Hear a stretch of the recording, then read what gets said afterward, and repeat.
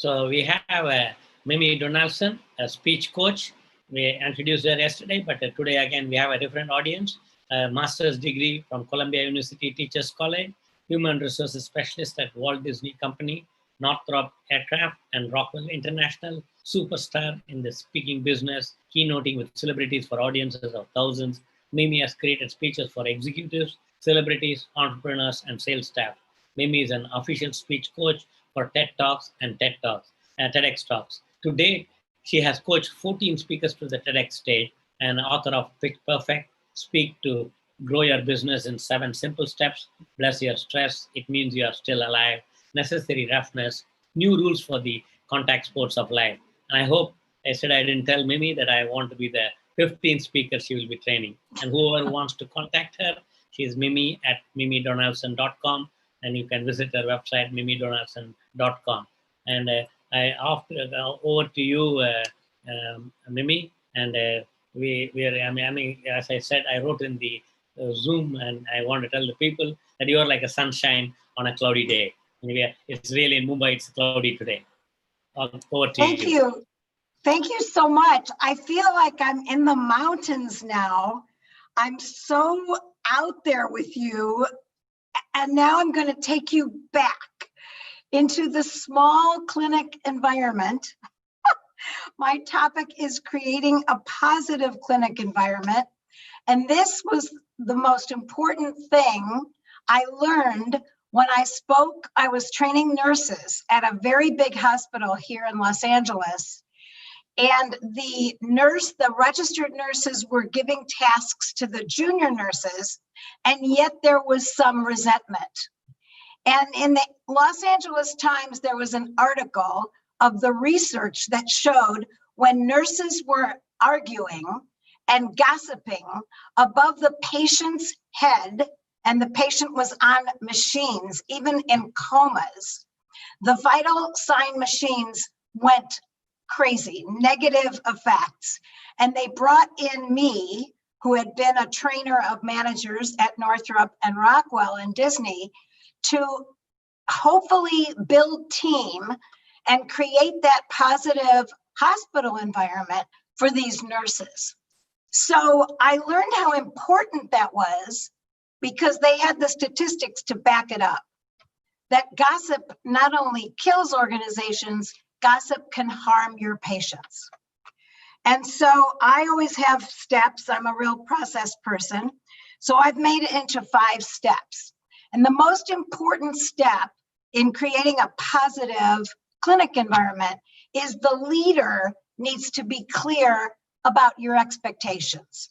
Whether it's the doctor or your clinic manager, whoever it is, you need to be very clear about what you want. And it's not always easy to do. In fact, the research shows that leaders think they're way more clear than their employees think. And when surveyed, the employee says, no, I wasn't clear about what they wanted. And so, yes, you can say patient care is number 1. You can say, I want efficiency, but you have to go further than that. You have to be specific as to what results you want to see. In this situation, here's what I expect of you. And number 2 in this process is to become aware of your hot buttons. In other words, everything's going along and you're supposed to give the expectations. You think people are going to fulfill them, but then somebody pushes what we call your hot button. In other words, one of the doctors told me that you see patients waiting in the waiting room and the staff is having lunch. And there are many patients waiting for a long time. And it just pushes your hot buttons, which obviously you're upset. But the people in the staff lunchroom, were they very clear about what happens when there are patients waiting? It's worth looking at. Hot buttons are the things, it could be a sentence. I remember teaching in an environment where the customer service people were all women. And one of their hot buttons was, what are you gals doing over there? In other words, it implied that they were being lazy. Oh, hot button. And you discover your hot buttons, and then you discover that you haven't been very clear. So I'm hoping that in this process, you'll be very clear about your expectations so that when your hot buttons are pushed, you can do the next step, which is to push the pause button. Now, it's just like the pause button on the remote. It freezes the frame. So instead of exploding or saying, yeah, but, or you shouldn't, or you should never, those kind of hot button responses that aren't really going to get you your result, is it? Not really. But you're so out of control by that time. Here, another one in your profession might be, which was the same with managers. Well, what happened to that file I entrusted you with? Actually, at one of the companies I worked for, and it wasn't a clinic environment, but the boss really exploded at the employee, and the employee said, it's on your desk. You know that little sound? That's that sound that is not a positive clinic environment. So I always say, avoid that sound completely. So the person said, yeah, I gave it to you. And sure enough, the boss had covered it over with some other things. So be careful when your hot button is pushed that you don't explode before you've really researched all of the possibilities. I know this sounds so logical, but in the positive clinic environment, those steps are done well. Number one, be clear about your expectations. And number two, be aware of your hot buttons. If you're smart, you will make a list of all the things that drive you crazy so that you know it. Because once you are aware is the first step to behavior change, you'll push those buttons till they're flat. Only by recognizing that it's your hot button and it's not their fault can you do step 3, which is step 4, which is choose the appropriate response. Now, appropriate is probably one of my favorite words in the English language. It means suited to a given purpose. So if your purpose is to get cooperation from your staff, would you explode at them or embarrass one at the expense of that person? No, you wouldn't do that. And yet, when our hot button's pushed and we don't have a well-developed pause button, we sometimes explode. The appropriate response always starts with the 2 magic words that actually will help you push your pause button, which is, I understand. When you say, I understand, it causes the person to diffuse the situation.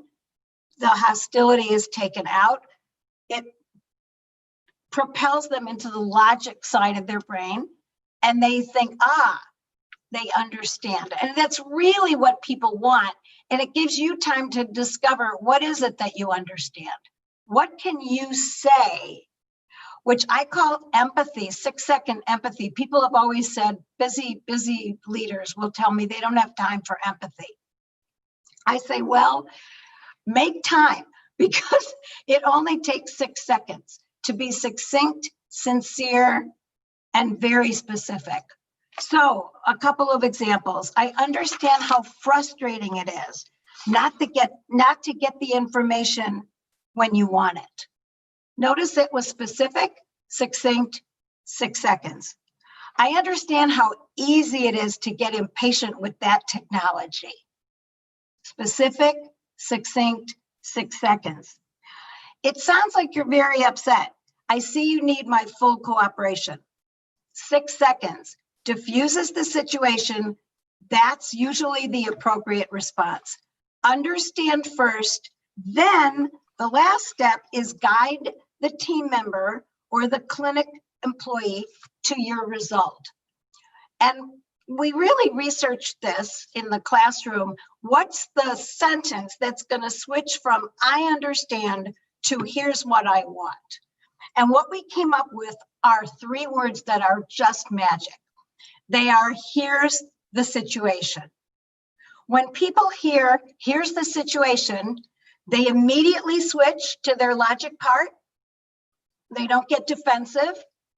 You're explaining the situation, but the situation is that they need to do what you need them to do. So if you're exploding on those team members who are having lunch, it's not going to gain you any cooperation, is it? But if you say, here's the situation, patients are waiting, I would love one of you to always be checking to see if there are patients before all of you take a lunch. That might not happen in your situation, but you can understand anything. It doesn't mean you agree with it, but you can understand they need a break. That's a human thing. Now, in the appropriate response category, I made a separate subject for you to be able to say no and get a thank you in response. People are very hesitant to say no, and there's most of the things that employees want and people on your team want, most of them you can grant, but sometimes you have to say no. And I learned this when I was in human resources, and there was a team member, a fellow trainer, we'll call him John. And I learned this by actually saying the right thing by accident, and then I made it into a thing. And it's called the 4A action method. And the 4 A's are acknowledge, advise, accept, or alter. And here's how it goes, very logical. Acknowledge, you analyze the request. So John was one of your got a minute people. You know those people who say got a minute, but they're not going to take a minute?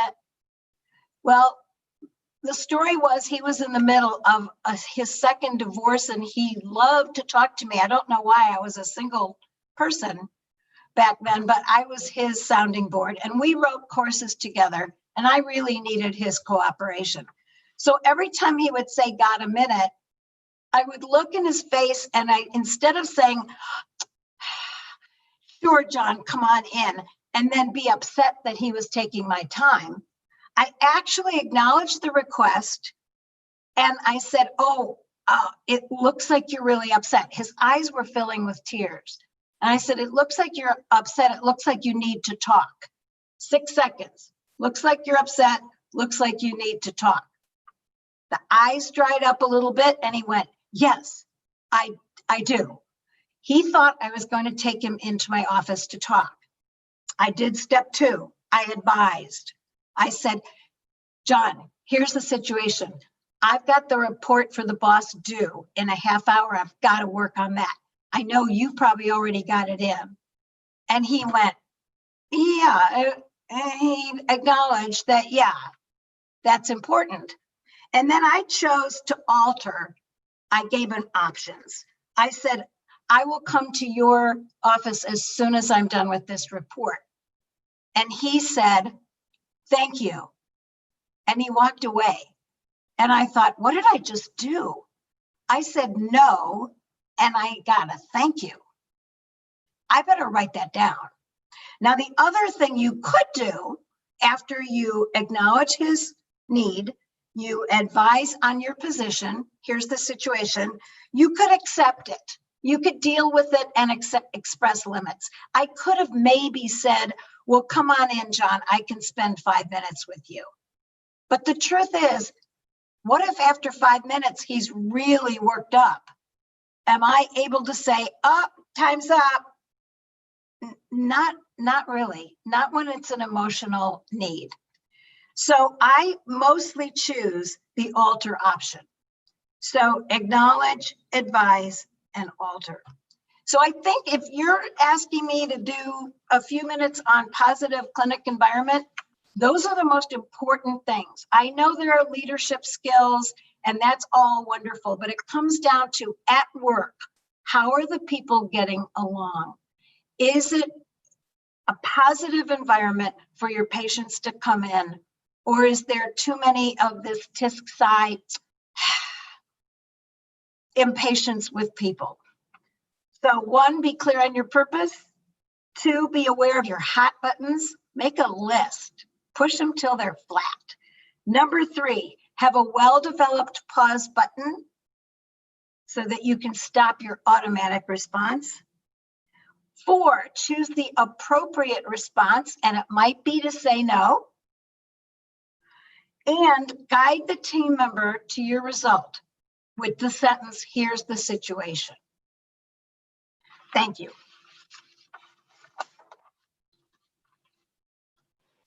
Thank you, Mimi, for creating a wonderful clinic environment.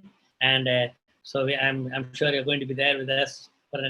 I know it's going to be late night, but I'm happy to see you. You're looking bright and as a bright star. So you'll be joining us for the panel discussion after the 2 talks, right? Yes, Mimi? thank you.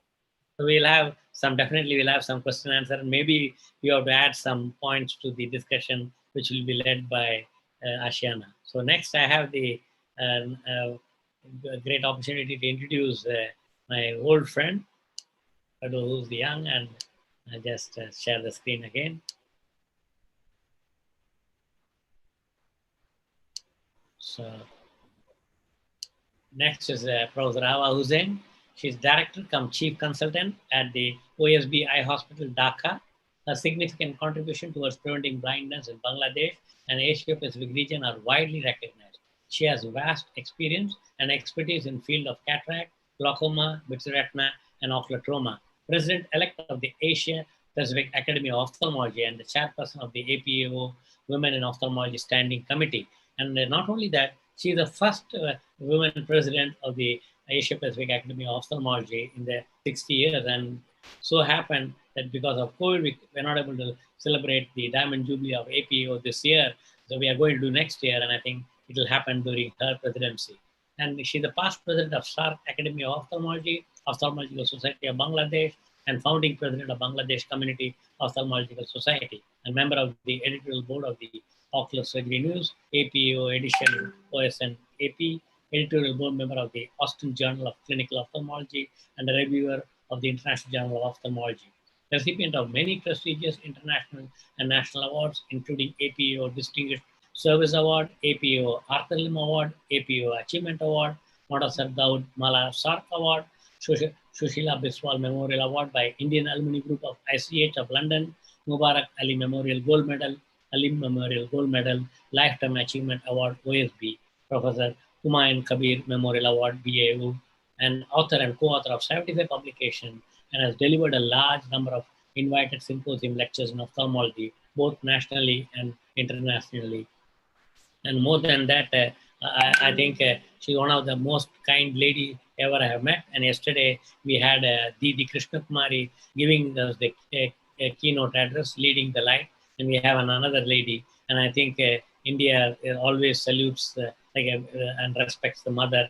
And we have salute you. And you are like our mother for me, because I'm seeing you for more than 35 years. And thanks you for the friendship. And I visited you. And over to you, Dr. Hussain.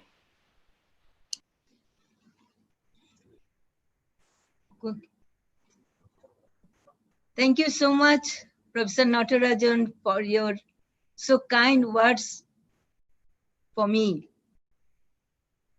And I would like to extend my heartfelt thanks to the organizer and to the, especially Professor Natarajan, for inviting me to this webinar as a speaker and also as a chairperson. Good morning to everybody and good evening to Mimi and others. My topic is the team building.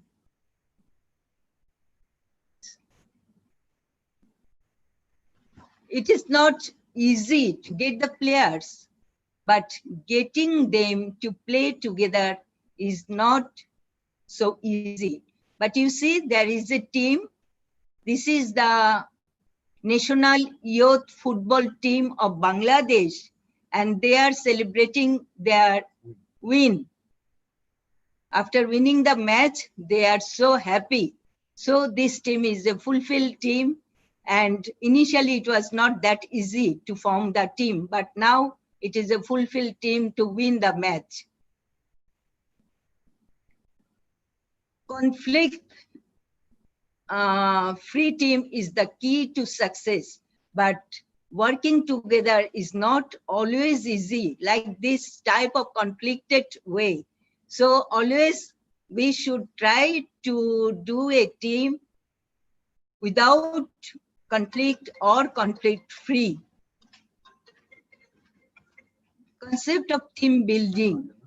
Since people began forming groups to accomplish goal that they could not achieve as individual effort, so they want to try to their individual effort to make a group and to accomplish the goal. And team building has become essential to ensure coordination of individual effort.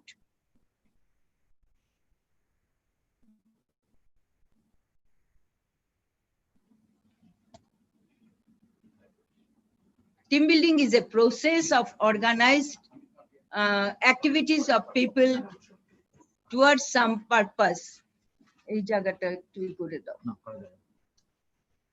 Thus, it is a continuous process wherein well-defined activities,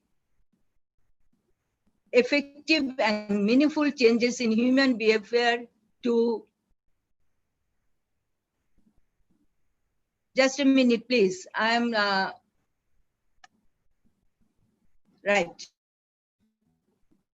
To discharge the function.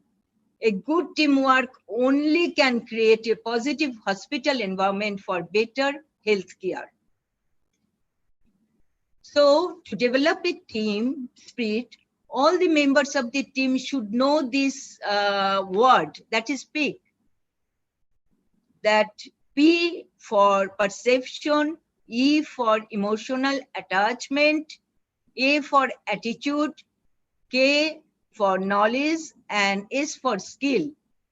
This is very important, and I always feel that when a person to do any work or any outcome, what he thinks, that should be a clear perception.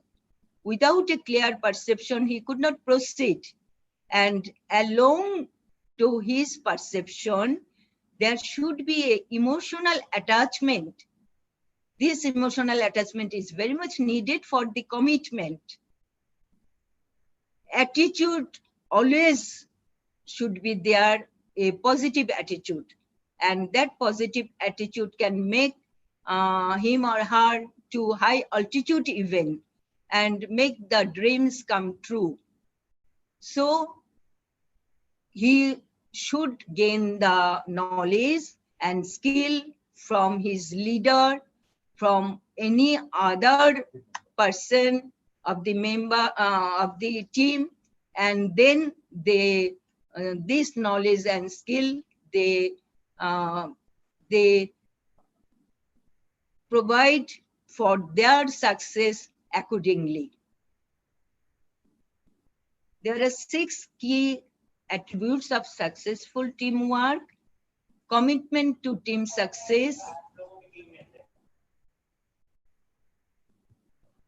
team members should share common goals, values. What is that? Can you hear me, please?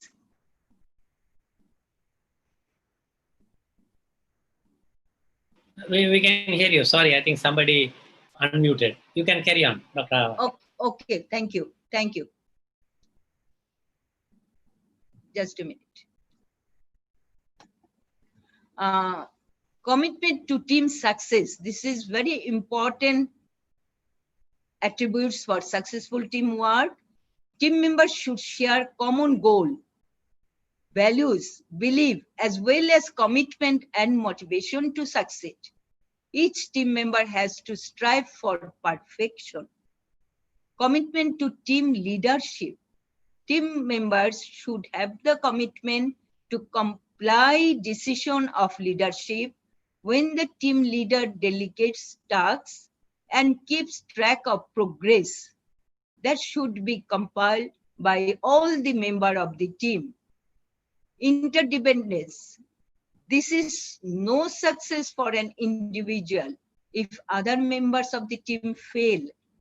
As for example, a surgeon cannot do a surgery alone without the help of skilled surgical team. Interpersonal skill, that means respect to each and every member of the team should be there, and support and realistic mutual expectation amongst team members are a must. Open communication, giving and accepting feedback, as well as cultivating team spirit of constructive criticism is paramount. Appropriate team composition. Specific tasks required specific talent and specific skill sets. So these are the 6 attributes of successful teamwork. Now, to achieve a high performance team, there should be a clear vision on the expected outcome. Each and every member of the team should have this clear vision about their work, about their goal, about their outcome.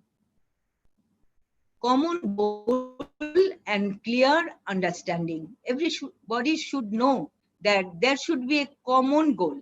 Individuals have no goal themselves, but there should be a common goal and a very clear understanding of every member of that team. Trust have to be built between all team members and leader. This is a very important part, that there should be trust between the team member and the leadership. Motivation plays an important role in determining the level of performance.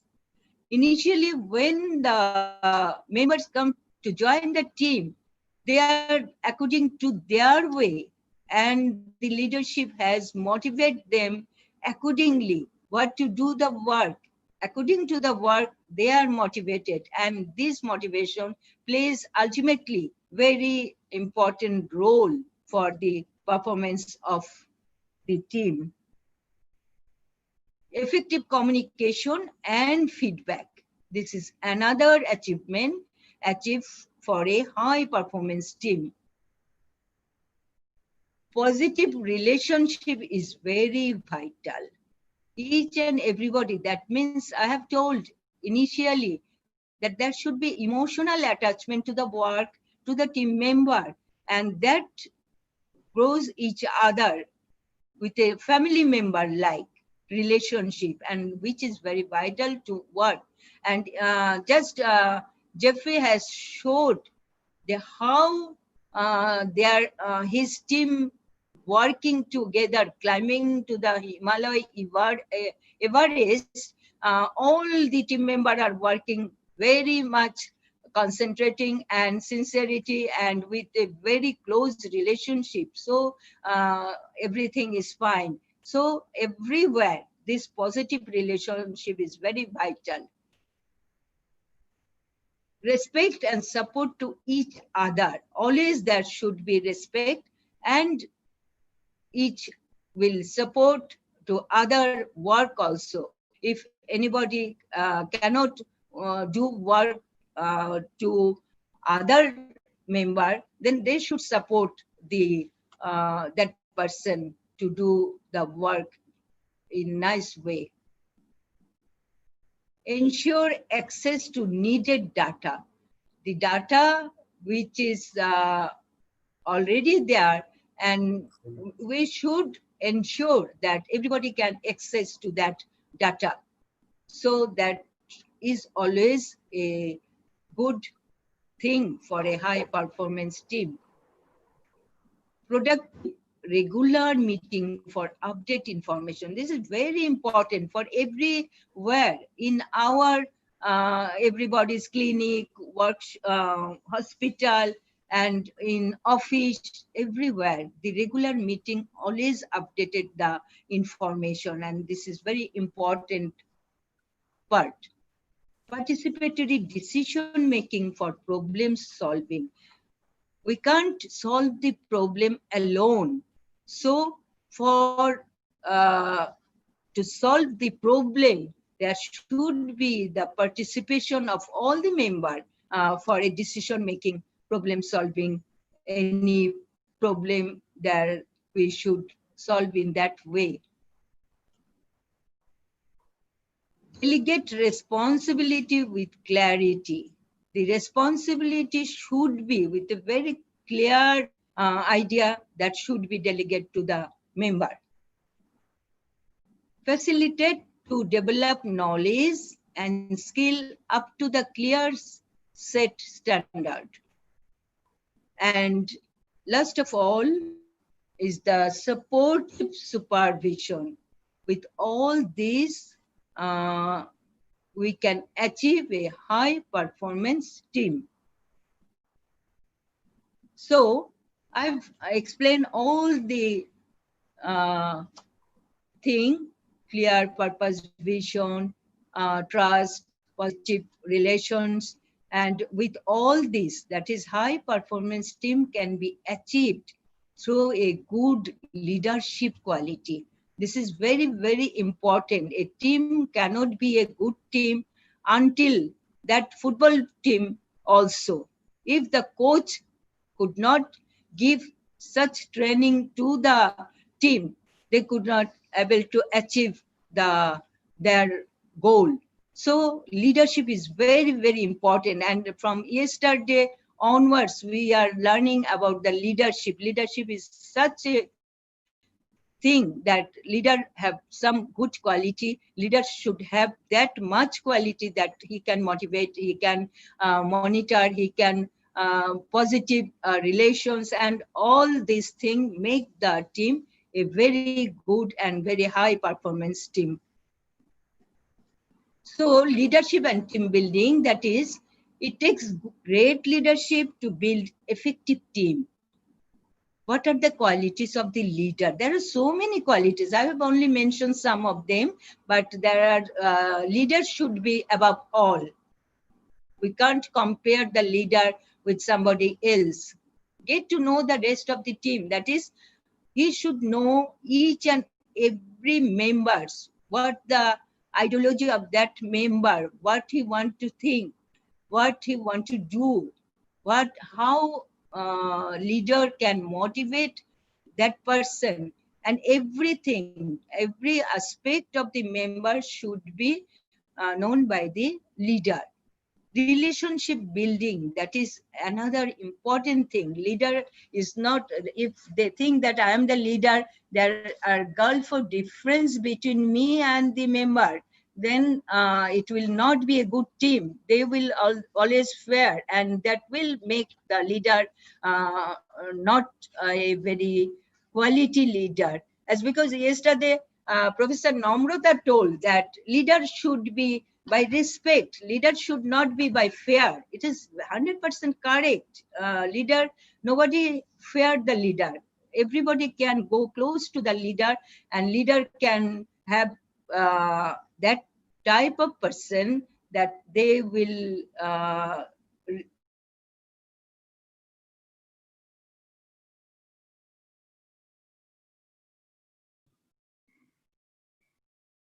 a relation in this way, not that they will think that I am the leader, I am the master, I am the mentor, and you are my student, you are a trainee, you will behave like that, not that. Clearly define roles and responsibility. So it is very important aspect that the leader should explain the role and responsibility of that person of the team, how they will work, how will they achieve the goal, what are the process. So in this way, they will, the leader will give the roles and responsibility to the team member. Be proactive with feedback. This is another important, very important. I'm giving work, but I didn't take the feedback. Feedback is very important. How much he can understand how much he can respond. That should be, again, feedback should be there. So this is another quality of the leadership. Acknowledge and reward. We never do that. We always think that I'm the leader, this is our duty to do that, and this is their duty to do their work. No, we should acknowledge and reward them. Then the team will be a full team, and that team will work with all their heart, with all their soul to to achieve the goal. Always celebrate success. That is the celebration of football team. Like that if a team has a very good work, then the leader should celebrate that success, and then they will inspire. That inspiration will make them to another good work. Team building programming. This is, we can strengthen the system. How we can strengthen the system? By making capacity building, by enhancing coordination among the key stakeholders, engage other relevant stakeholders to increase the coverage, design and redesign and implement activities, evaluate progress and share the findings with key stakeholders. That means all this together to form a team building. These are the parts for the team building. Keeping the team momentum, that is another important. Team has built, but how it will be momentum, that is supportive supervision is very, very important. Always leader will supervise the teamwork, and then that team will be in a very good momentum. Development of the team, motivation of the team, and evaluation of the team.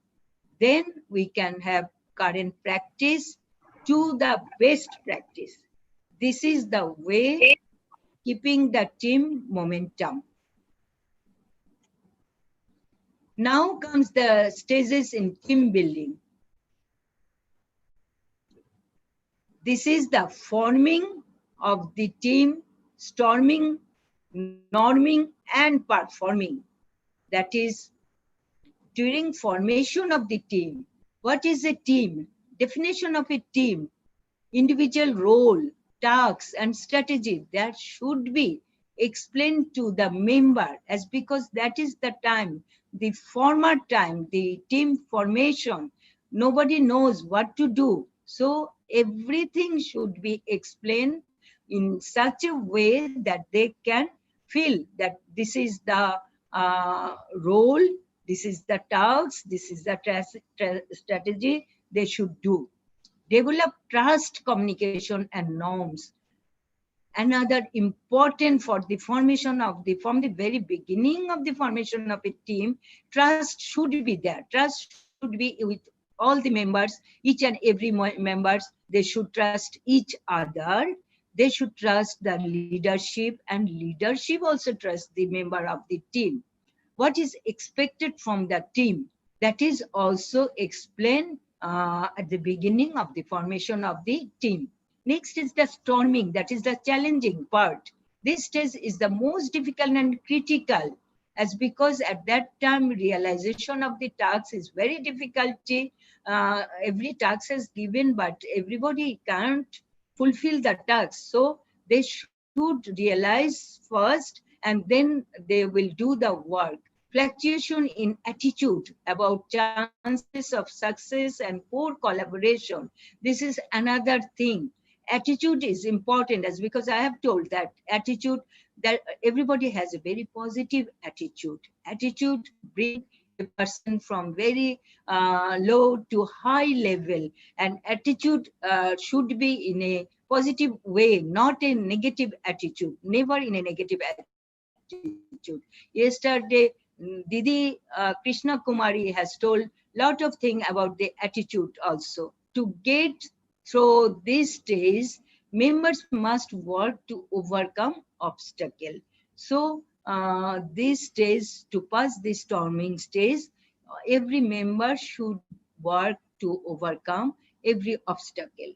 Then comes the norming stage, that is the everybody at that time accept the team and the individuality of the fellow member. They are friends, they like each other, they have a relationship, so they are at least normal and they can work with their full spirit. Members start helping each other.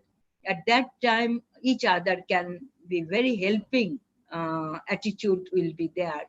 And team performance increase during these days as members learn to cooperate and begin to focus on team goal. This is the time that the performance increases day by day, and the members can learn how to cooperate each other and how to cooperate and begin to focus on the team goals. And last of all, performing. They perform to do the tasks, to do the work given by the leader. Teams are able to function as a unit as they find ways to get the job done smoothly and effectively without inappropriate conflict.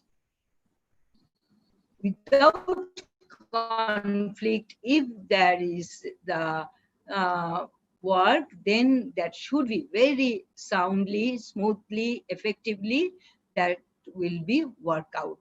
Consensus and cooperation have been well established and the team is mature, organized and well functioning. And last of all, at that time, they have a very good consensus. They know each other. If anybody say anything, they can understand what he wants, try to say what is his goal, what is her goal. That is the main thing. And to establish that team should be a mature one, a organized one, and ultimately well-performing team. Now there, I would like to say this is one of the way, that is the best way for balancing a team for better outcome. If I want a better outcome, there should be balancing. Otherwise, we can't get any productive outcome, any productive goal. What are that? 3C concept. That is compromise. We should compromise in everywhere.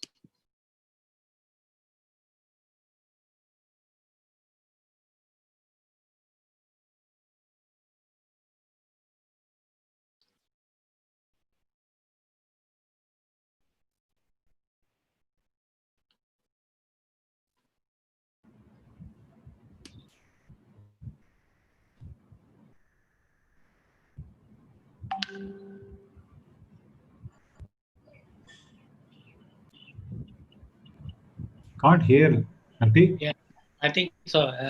Doctor, I think she lost contact or something, right? Doctor, she's not there right now. You can't see Doctor. Dr. Ava Hussain, yeah, can't see. Can't see her. Probably she has some internet issues, I think.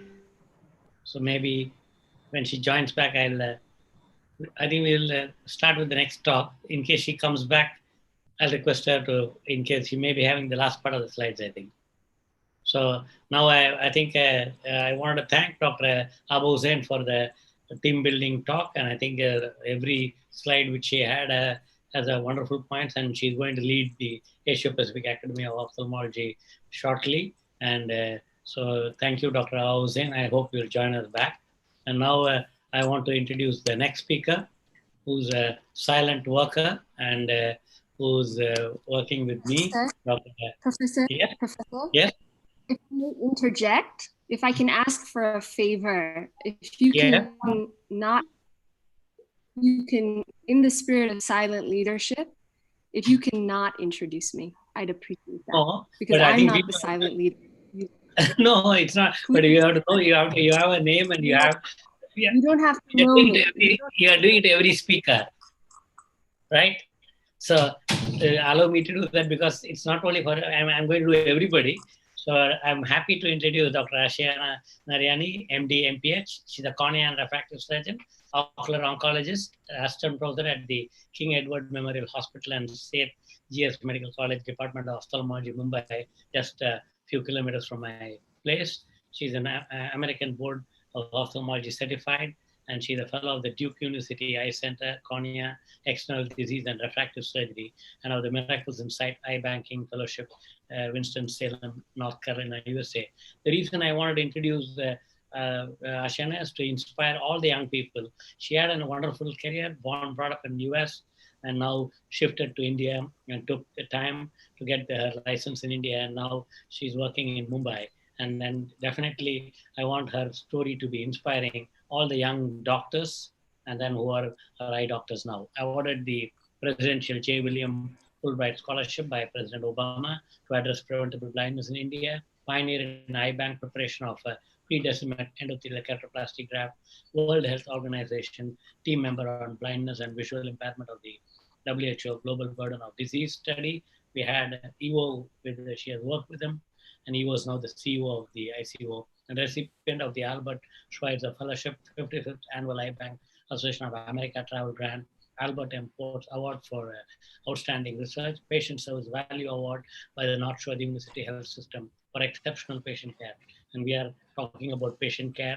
An AO Cornea Subspecialty Day 2020 speaker, the future of limbal stem cell transplantation, and faculty speaker for AAO, ASCRS, Cornea Society of India, Pune Ophthalmological Society, Women's Ophthalmological Society of India, and now in ICO and AOS, and organizers of 2020 Ophthalmology Educational Course Series to provide education to corners of the world that don't have the opportunity or access to education. And I'm a fan of that. And special interests are global preventable blindness, eye banking, ocular surface squamous neoplasia, dry eye disease, limbal cell transplantation, residency training. And now you'll know that it's not, Ashiana is not for giving credit, but I think the idea is to inspire that we have young ophthalmologists from the world, and you have brought them here. So I know you are talking silent leadership, but I want everybody to know how to work silently, because very, very few people are like that in the world. So you are one, and we from India salute you for coming back to India and serving us. And again, doing global ophthalmology, sitting in Mumbai with me. And here, Ashiana. Professor,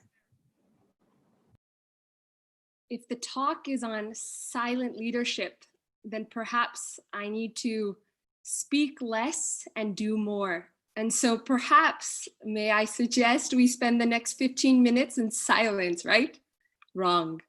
I've been given the duty, the task to speak words today, and may I fulfill that. My first words, may it be a word of gratitude. Gratitude to the visionary of the world ophthalmology leaders, Professor Natarajan, who is a man of many qualities of the head, the hand, the heart. I want to thank the organizers of the International Council of Ophthalmology, Dr. Ivo Kokor, Dr. Neerav Gupta, and the team of the All India Ophthalmological Society, Dr. Namrata Sharma, Dr. Mahipal Sachdev, Dr. Lalit Verma, Dr. Santosh Honavar, and so many others who are true leaders. And I salute you. Let me start by a show of hands of how many of us have ever felt, I want everyone to know how great I am. Or I have an MD, MPH, don't I? How cool would it be if I added another degree after my name, say a PhD, so that I may be considered more smart in the midst of my peers? How many have ever thought that way? Or the final thought, that I have just one aspiration while here on this earth, that may I be an instrument of service and compassion, service in this world of suffering and pain silently. These 4 personalities that are before you are inspirations who did not want name or fame. They did not want additional degrees after their name. Perhaps they wanted less degrees after their name. And they gave everything they had for the service of humanity.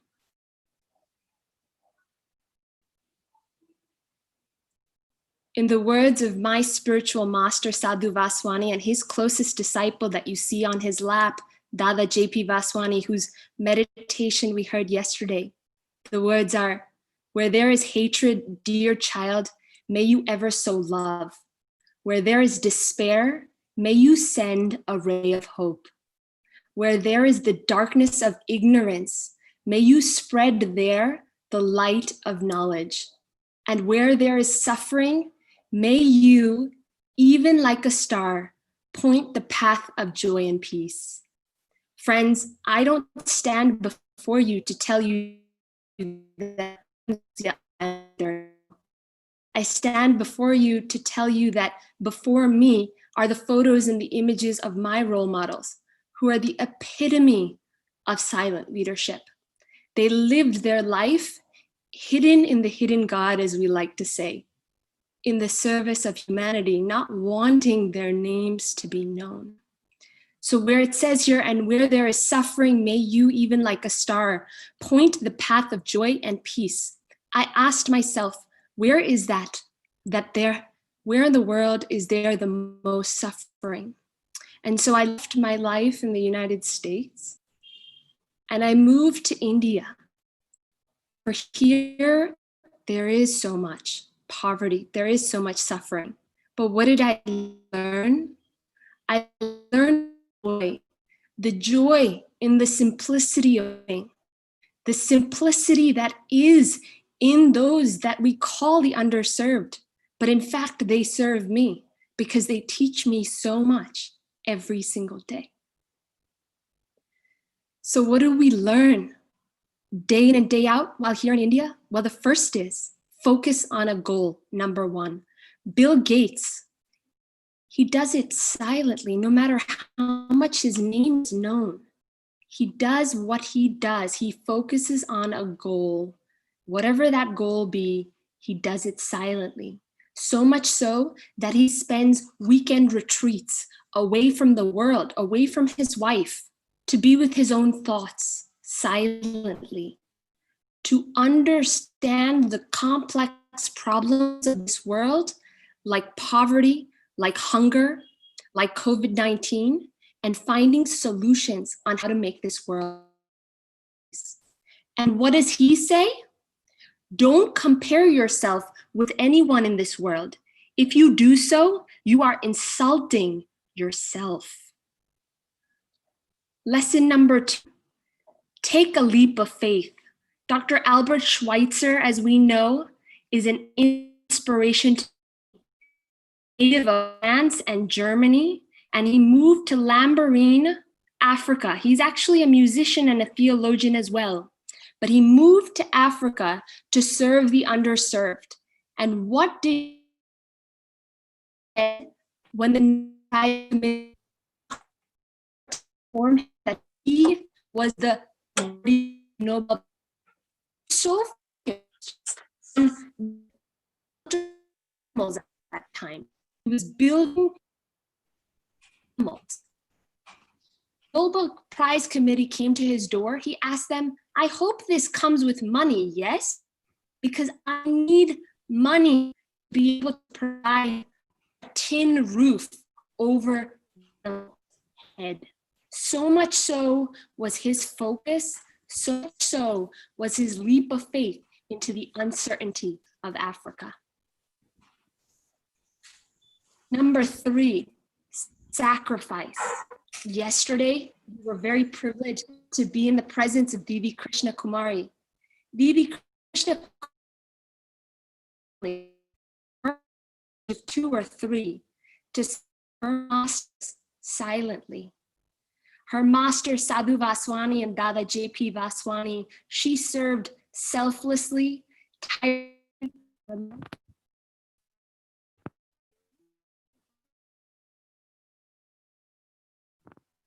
Those lights. She has the light that is light eternal within herself, and she is lighting the hearts of. Number 4.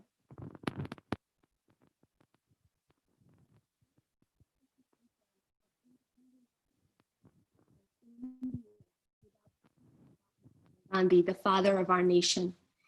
He lived in ahimsa, non-violence, in the midst of violence. He lived with his principles, lived in truth. Let me give you an example. When a mother came with a child to Mahatma Gandhi and said, "My child will only listen to you, and my child has a disease, you need to intake and salt intake actually. Can you please talk to my child and tell my child to stop taking salt?" What did Mahatma Gandhi do? He said, "Give me some time, I will get back to you." Days passed, and Mahatma Gandhi, with the child, to the word the child needed to know in order to stop salt intake. And the mother curiously asked Mahatma Gandhi afterwards, "Why is it that you made me wait so many days before you spoke to my child?" He said, "At the time,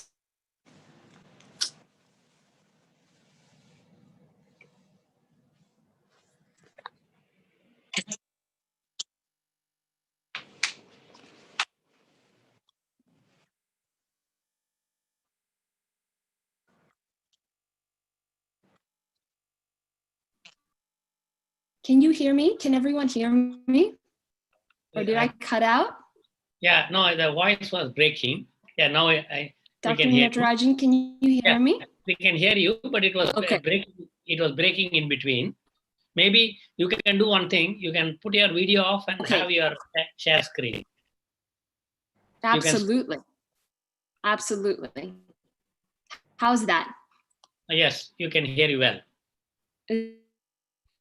Okay. So I don't know where I left off with Mahatma Gandhi. Gandhi is all about going against the grain. And I was just sharing the story of how a mother with her child came to Mahatma Gandhi. And the mother asked Mahatma Gandhi, "Kindly, please, sir, you are the only one that will make my child stop taking salt. And without stop taking salt, my child will be at risk for very fatally resulting problems." And so what happened of that is Mahatma Gandhi said, "Mother, please give me a few days and I will come back to you." So what did Mahatma Gandhi do?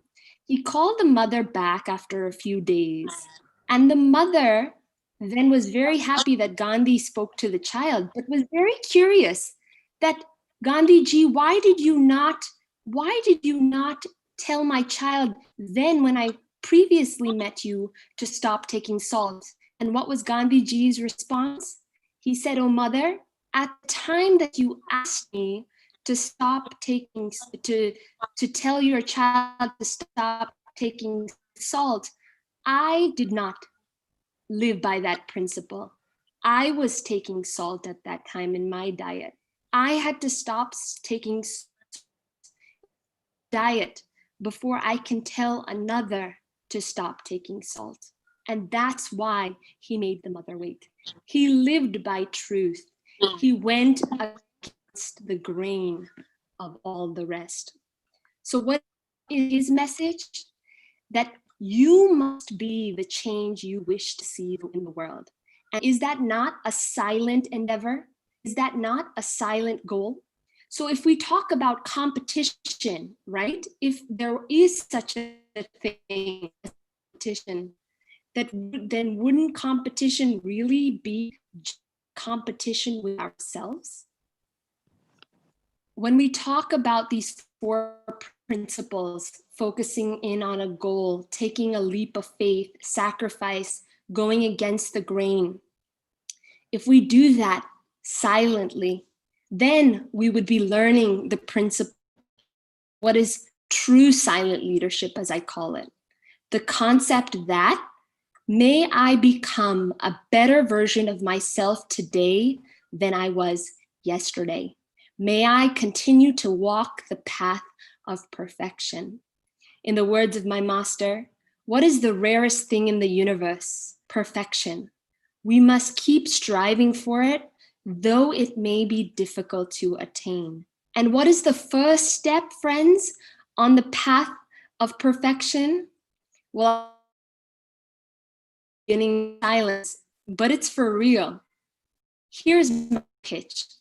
10 minutes of silence every day, just 10 minutes of silence will bring us with our thoughts, bring us to the divine, really help us on our goal in life, focus,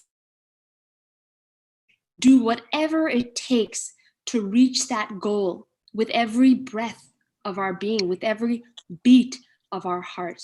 And in that measure, friends, that we walk the path of silence, may each one of us in our lives be blessed to be a silent leader. And with that, I thank you.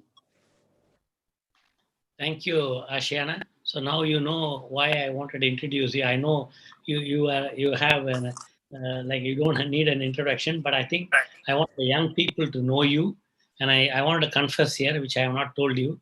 I asked the question. I don't know whether you remember that 2 weeks back, whether do you meditate? Whether you said yes, and I was wondering what is it. And I think for a long time, me and Namrata is still resisting, but I am joined meditation. So I wanted to tell you that. So I learned to be in silence, which I never did.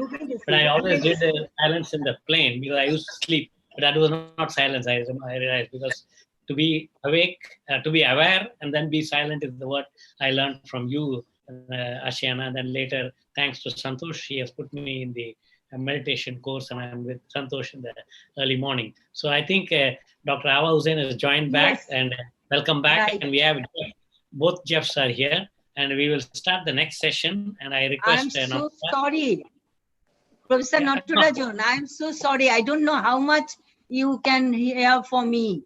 No, we heard wonderful. Only thing is we also took it as, I think, one wonderful team building talk. So I think we heard everything except the last part, I think. And then yes, last there are some few slides also. It's okay then. Okay. Yes. So I'm just going to the next session, and I'm again sharing the screen. So we have the next session. We have Santosh Hanover. So he's the editor of Indian Journal of Ophthalmology. Dr. Hanover had his basic medical education at the Bangalore Medical College.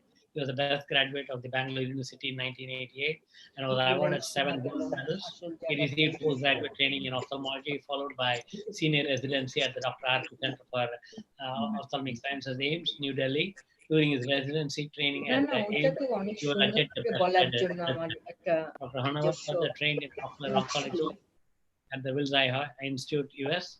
He thereafter established the Comprehensive Ocular Oncology Service at the Eye Institute, Hyderabad, the first such in the country. And Dr. Hanover's current research interests comprise of retinoblastoma, tumors of the ocular surface and orbit. and Dr. Hano's overall research contribution that have had a very significant impact on the diagnosis and management of retinoblastoma and its outcome. He has extensively published in peer-reviewed journals over 150 manuscripts and written several book chapters.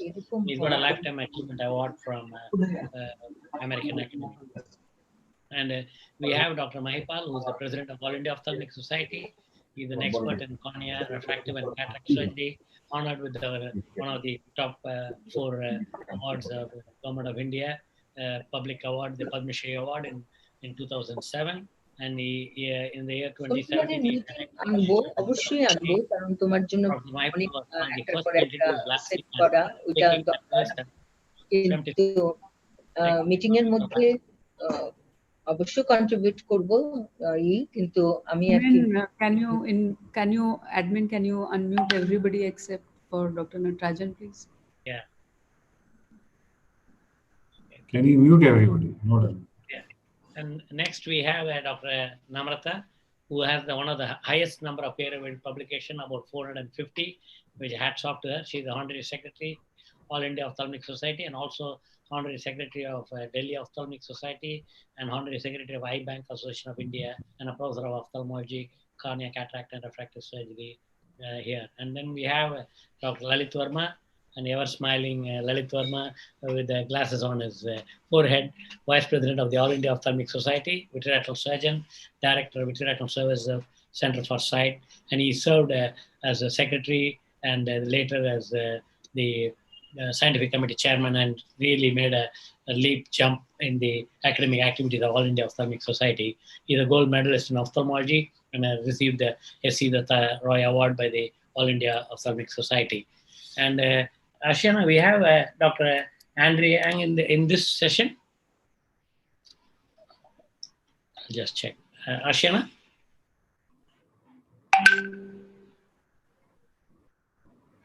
No, I think... Yes, sir. No. Yeah, Andrea, okay. Yes, sir. So we have Dr. Andrea Ang from Australia, I think consultant ophthalmologist at the Lions Eye Institute and Royal Perth Hospital, Western Australia, refractive corneal and external disease specialist, Director of Training, Royal Australian and New Zealand College of Ophthalmology. And we are happy to say AOS has got an MOU with RAMSCO, Ophthalmic Basic Sciences and Knowledge Examiner, CPD Committee Member and Surgical Task Force Committee Member, RAMSCO, presents at national and international conferences, author of book chapters and scientific papers, reviewer for international journals, Myanmar Eye Care Foundation volunteer, corneal anterior segment and external disease fellowships at Cincinnati Eye Institute and Singapore National Eye Center, Master of Public Health from Harvard University, Fulbright Scholarship, gold medal for top medical graduate university of Western Australia. And we have Dr. Digvijay Singh, who is the MD FACO. He's the president of the Young Ophthalmic Society of India, and his special interest is pediatric ophthalmology and strabismus, neuro-ophthalmology, and glaucoma. Holds to his credit 20 awards, 75 publications, 20 book chapters, 1 book, and 60 abstracts and proceedings. Has delivered over 100 lectures in 8 international, 16 national, and 24 state conferences, apart from virtually delivering over 20 lectures and webinars. Great interest in technology and eye care, and is the co-founder of technology company Gulf Innovations, where he has developed an AI tool for glaucoma diagnosis called RIA-G, and research guide, co-guide, and advisor to over a dozen students in different universities across the country. He is currently the president, EOC, and treasurer, Indian Neuro-Ophthalmology Society. He is the director of Noble Eye Care, Gurugram, HOD of Ophthalmology, Narayana Super Specialty Hospital, Gurugram, HOD of Madhukar Rainbow Children's Hospital, New Delhi. And we have Erin Lally, the first woman ophthalmologist to climb Mount Everest. Thank you and salute you, Erin. We have 2 ophthalmologists who climbed Mount Everest, and we have Jeff Tabin and Erin Lally here. She's a residency from Wills Eye Hospital, Philadelphia, medical retina fellowship from Duke, Durham, and current anterior segment surgeon and medical retina specialist at Retinal Diagnostic Center in Northern California. It's late night for her. Thank you. She was there yesterday too. She was there for the trial.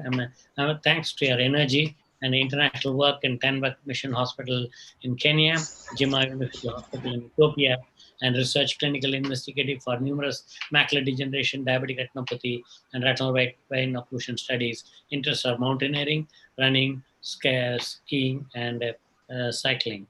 And we have Jeff Petty, MD, MBA, specializes in complex cataract surgery and post-traumatic anti-segment surgery, holds multiple national committee positions, including chair of the Young Ophthalmologist International Committee, YO, American Academy of Ophthalmology, and an appointed member of the Young Eye Surgeons of the American Society of Cataract and Refractive Surgeons, founder and medical director of Operation Sight, a surgical outreach program at the John Moran Eye Center in Salt Lake City, Utah.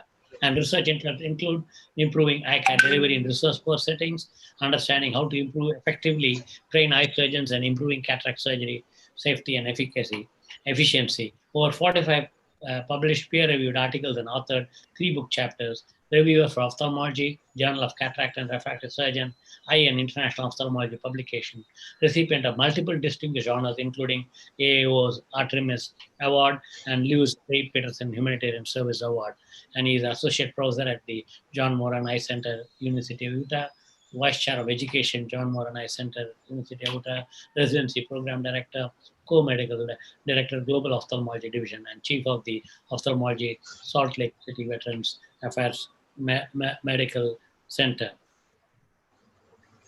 And we have Swati Tomar, Fellowship in Cornea and Anti-Segment Services from LV Prasad, Adjunct Faculty at LV Prasad, Hyderabad, Director Swanitra Eye Hospital, Jaipur, and Professor NIMS Medical College and Hospital, Jaipur, Medical Director, Eye Bank Society of Pakistan, Jaipur, India for 15 years, first women corneal surgeon in state of Rajasthan, India, to have done maximum corneal surgery for eliminating reversible corneal blindness in Rajasthan.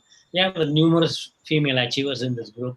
Young Achievers Award in the year 2017 for excellent work in field of medicine and helping in eliminating corneal blindness in India.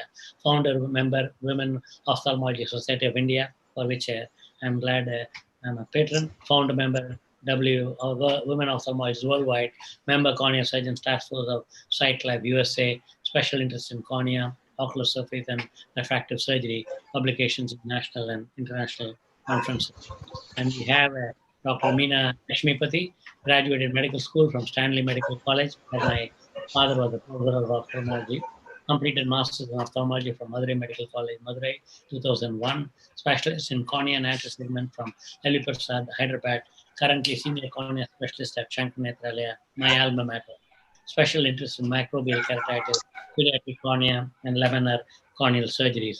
And I think I wanted to introduce all of them. For this, the reason is I think everybody has something to contribute. And over to you, Ashiana, Namrata, and Santosh to take the discussion.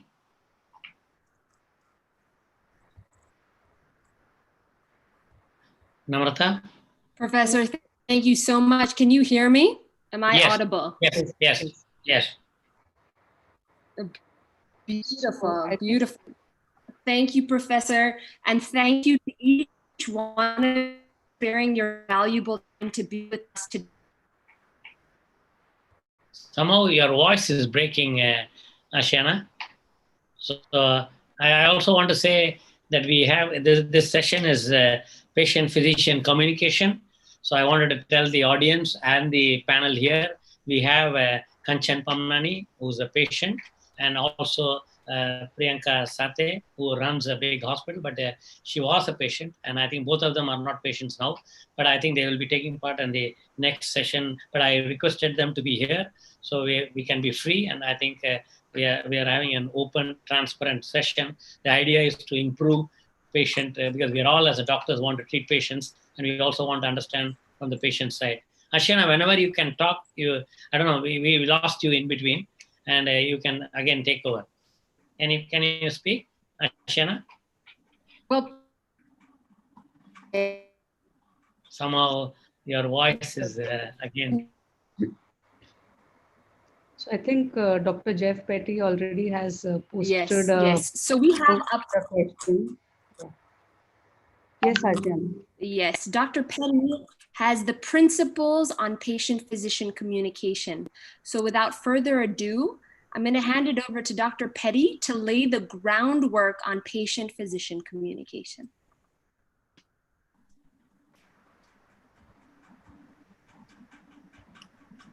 Jeff, you can, Jeff Petty. Jeff, you have to unmute yourself. Thank you, everyone. Can you hear me? Yeah.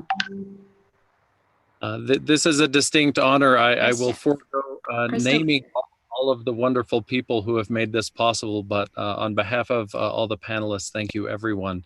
It's an honor to present patient-physician communication. I'll be doing this in a way that hopefully will bring a bit of a light fun to our presentations today. Patient has a fractured fibula. Can you hear the audio on this video? So I could be able to go Yeah, on. yeah, we can. He's so excited.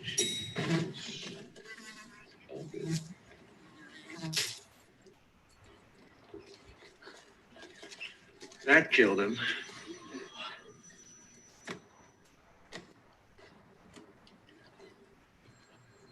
Paging Dr. Palmer, Dr. Barbara Palmer, dial 452. Patient has a fracture.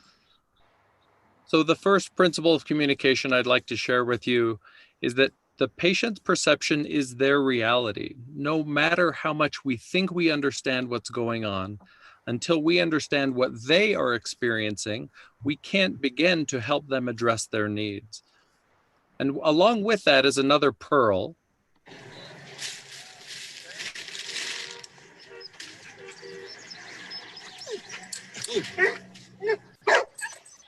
Look at the cute dog.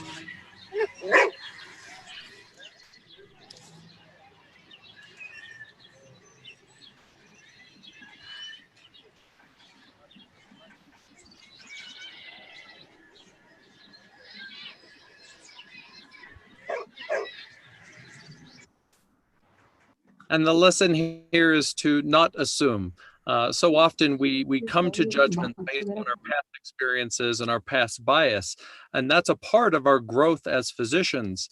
However, the longer we go, the more we realize again that until we ask some questions, we can never quite understand. So 3 quick things. When you're starting out your clinic visit, one simple thing to start with as a young ophthalmologist is asking the patient, what do you want me to help you with today? Or why are you here? Or sometimes I'll even ask, if I can fix one thing for you today, what is that one thing? And that will start you off with understanding better what they want. Just like a strong beginning is important, a strong ending is important. And nothing is better than simply ending with, what questions do you have? Culturally, of course, this is different around the world, but giving an opportunity for someone, making it a safe place for them to ask questions will again help us understand, not assume, and understand their perceptions.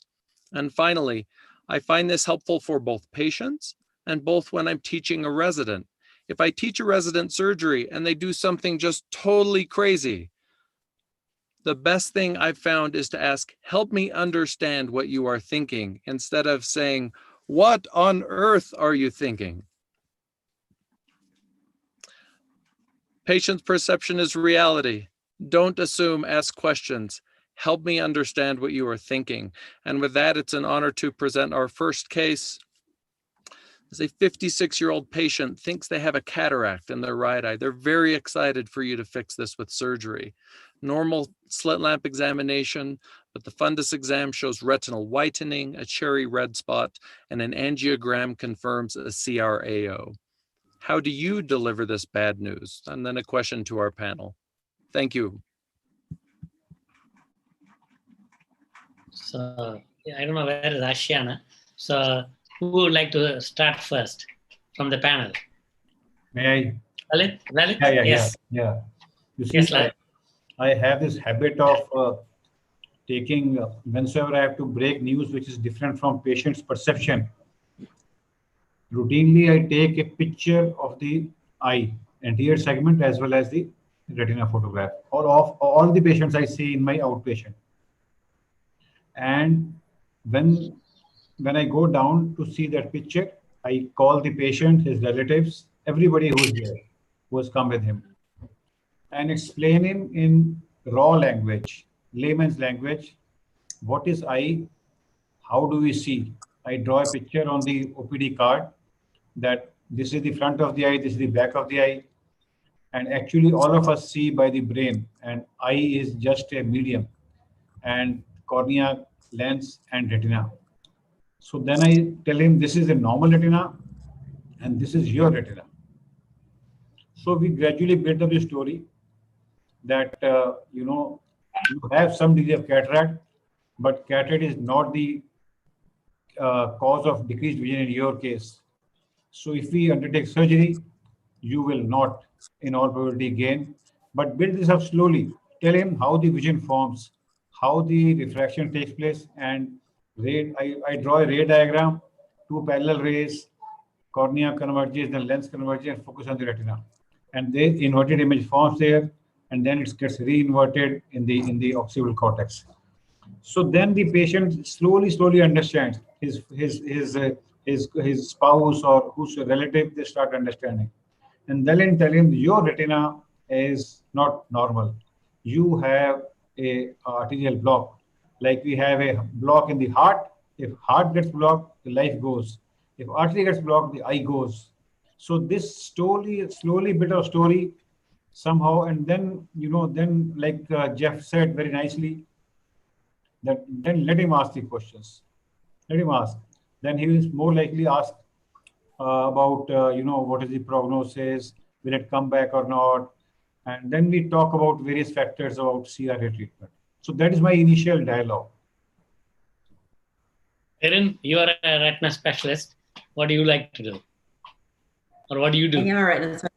Yeah, so I think it's always important to let the patient know that while they were here for presumed cataract, something else is going on, but you can get them the help that they need to give the patient hope and understanding of this is not, initially what you thought you had, but we can direct you to the right person, in this case, getting him to his primary care doctor, and just reassuring him that doctors are going to be there with him along this journey, that he's not alone and you're not going to abandon him because he doesn't have a cataract. There's nothing else that you can do. So I think just stressing the importance that the patient is not alone and this is a journey, and that you are going to help facilitate further care, and that you are there to answer any questions and get him to the physicians and places he or she needs to go. And I think I always quote Dr. Charles Keepens. He's my mentor's mentor, and I met him, and he says, put it in the research, Keepens Research Institute, never say never again to a patient. So I think that word you have to avoid to the patient. But I wanted to tell both of you that there is an experimental treatment, which is not still peer-reviewed, where we can do a vitrectomy for a central retinal artery occlusion. And we have my colleague in Mumbai who has done pioneering work on doing a vitrectomy and opening up the clot in central retinal artery, and I've done, but none of them have improved. But I tell this patient that we can try, but we don't know. But I usually do a paracentesis. Sometimes the patient go from pillar to post because they want to see somewhere they can get. So I think you should keep the hope. And they ask me, can you do artificial retina, or can you change the eye? I mean, they ask all sorts of Bollywood questions, but I think somebody has to listen. So we have also a clinical psychologist in the practice, because I always tell, as a vitreoretinal surgeon, I take up very bad cases, and I'm a vitreoretinal psychiatrist. And so, which is what because I spend a lot of time talking before surgery, and so that I think the patients are convinced. Anybody else wants to add? Ashiana? I just want to add one thing, Dr. Natarajan, and that is, as anterior segment surgeons, we are, very thankful to the posterior segment surgeons, because the moment there's a CRO, we say, refer to the vitreoretina specialist, and he will explain it to you, how things are, because we don't see much beyond cataract. So that is a thing. But I think it is important that even when you're doing cataract, you have to tell them all the possibilities, that your optic nerve, which is not seen, may have a problem, or your retina may have a problem, or you need to do ultrasonography to see what is the back status of the eye. All those things are there. But then, yes, for us, the vitreoretina specialist is a great, boon to refer to. Andrea, you want to add something? You have to unmute, Andrea. Hi, everyone, and thanks for inviting me to be along today. This is a real pleasure. Yeah, look, I think it is important to support the patient along the way, even if it's not your area of specialty. And yeah, patient perceptions are very important in this case. I don't know if we wanted to move on to another case, but I had another case to discuss with the panel today. I just saw this patient last week, actually, and it's a typical case of a second opinion.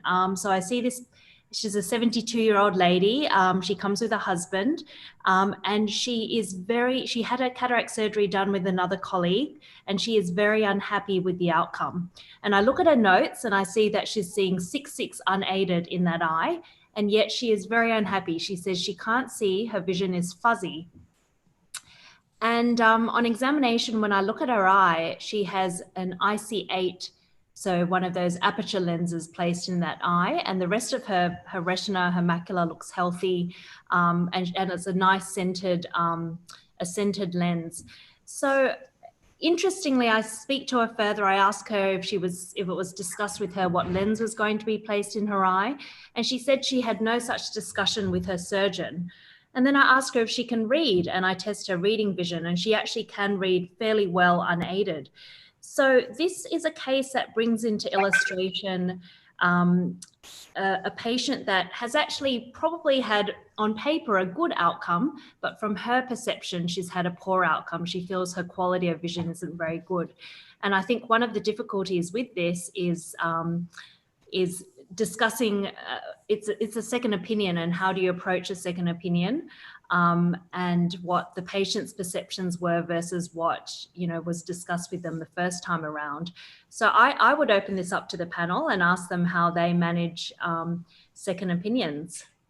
Thank you, Dr. Ang. That was fantastic. I want to get Dr. Honavar's expertise on this. Second opinions, when they come to you, Dr. Honavar, how do you handle that situation? How do you, being an ocular oncologist, how do you handle that? Well, I think the first aspect is to know what is the expectation of the patient at all in a given situation. I don't deal with cataract, I don't deal with intraocular lenses, so I don't know much about what has happened in this particular situation. But I do deal with second opinions for tumors, etc., benign tumors having been diagnosed as malignant ones and vice versa, and bad outcomes, etc. So first thing is to know the expectation of a patient in a given situation, and then tailor your counseling accordingly. I would, in any given situation, if a patient has come for a second opinion, I wouldn't say anything derogatory about the doctor who has given the first opinion. I think that is a big no. You should not even mention that. You just take it on from wherever the previous consultation has left and take it to the best of conclusions. Beautiful. And Dr. Meena? You have to unmute. Yeah. No, you have to unmute, Dr. Meena. No, you have to unmute. Fine. Yes. Yeah. Yes. So in this particular case, I think what the patients really want is somebody to hear them. And then you have to completely hear them and ask them what their real problem is. And then you make your objective assessment of them irrespective of what has happened. So you need to also know, you have to assess if there has been any complication, or is the patient unnecessarily blaming the previous surgeon. And then always start off with something positive and say that the surgery has gone off well, there has been no complications, and in routine practice, this is the best of the outcome. And then explain that the types of lenses could have been a multifocal lens, and if it has been a well-centered lens, say always the positive things and say that she will get better with time, or her brain will understand what is actually happened. So I think I will always start positively and end positively. Excellent, Dr. Meena. And Dr. Digvijay Singh, what if there wasn't a positive outcome to this surgery? How would you handle that situation? What would you say if you were the referring doctor, or rather you received the referral? Right. So I'll discuss this case, and also, I'm a neuro-ophthalmologist, so a lot of the times I end up with a lot of optic atrophies which are coming to us, and they don't really have positive outcomes in many cases, as we all know. So two things that I discuss with them. One, as in what specific problems the patient is facing now. whether it was, in this case, there's an issue with, let's say, reading, or, they feel that, they're having to carry on a pair of glasses all the time, or they keep forgetting their glasses, or driving is an issue with, let's say, a multifocal lens. In optic atrophies, they may have an issue with, not being able to read the newspaper. Or so you ask them for specific problems and you try to give them specific solutions. And you need to also offer them a lot of other rehabilitative opportunities, let's say in cases of optic atrophy. And here probably you could rehabilitate them with either presbyopic glasses, or you could give them, some contact lenses, or you could basically give them certain statistics, which is, stating that, you're like about 99% of the world now. They're all using, glasses, cataract surgery, for example.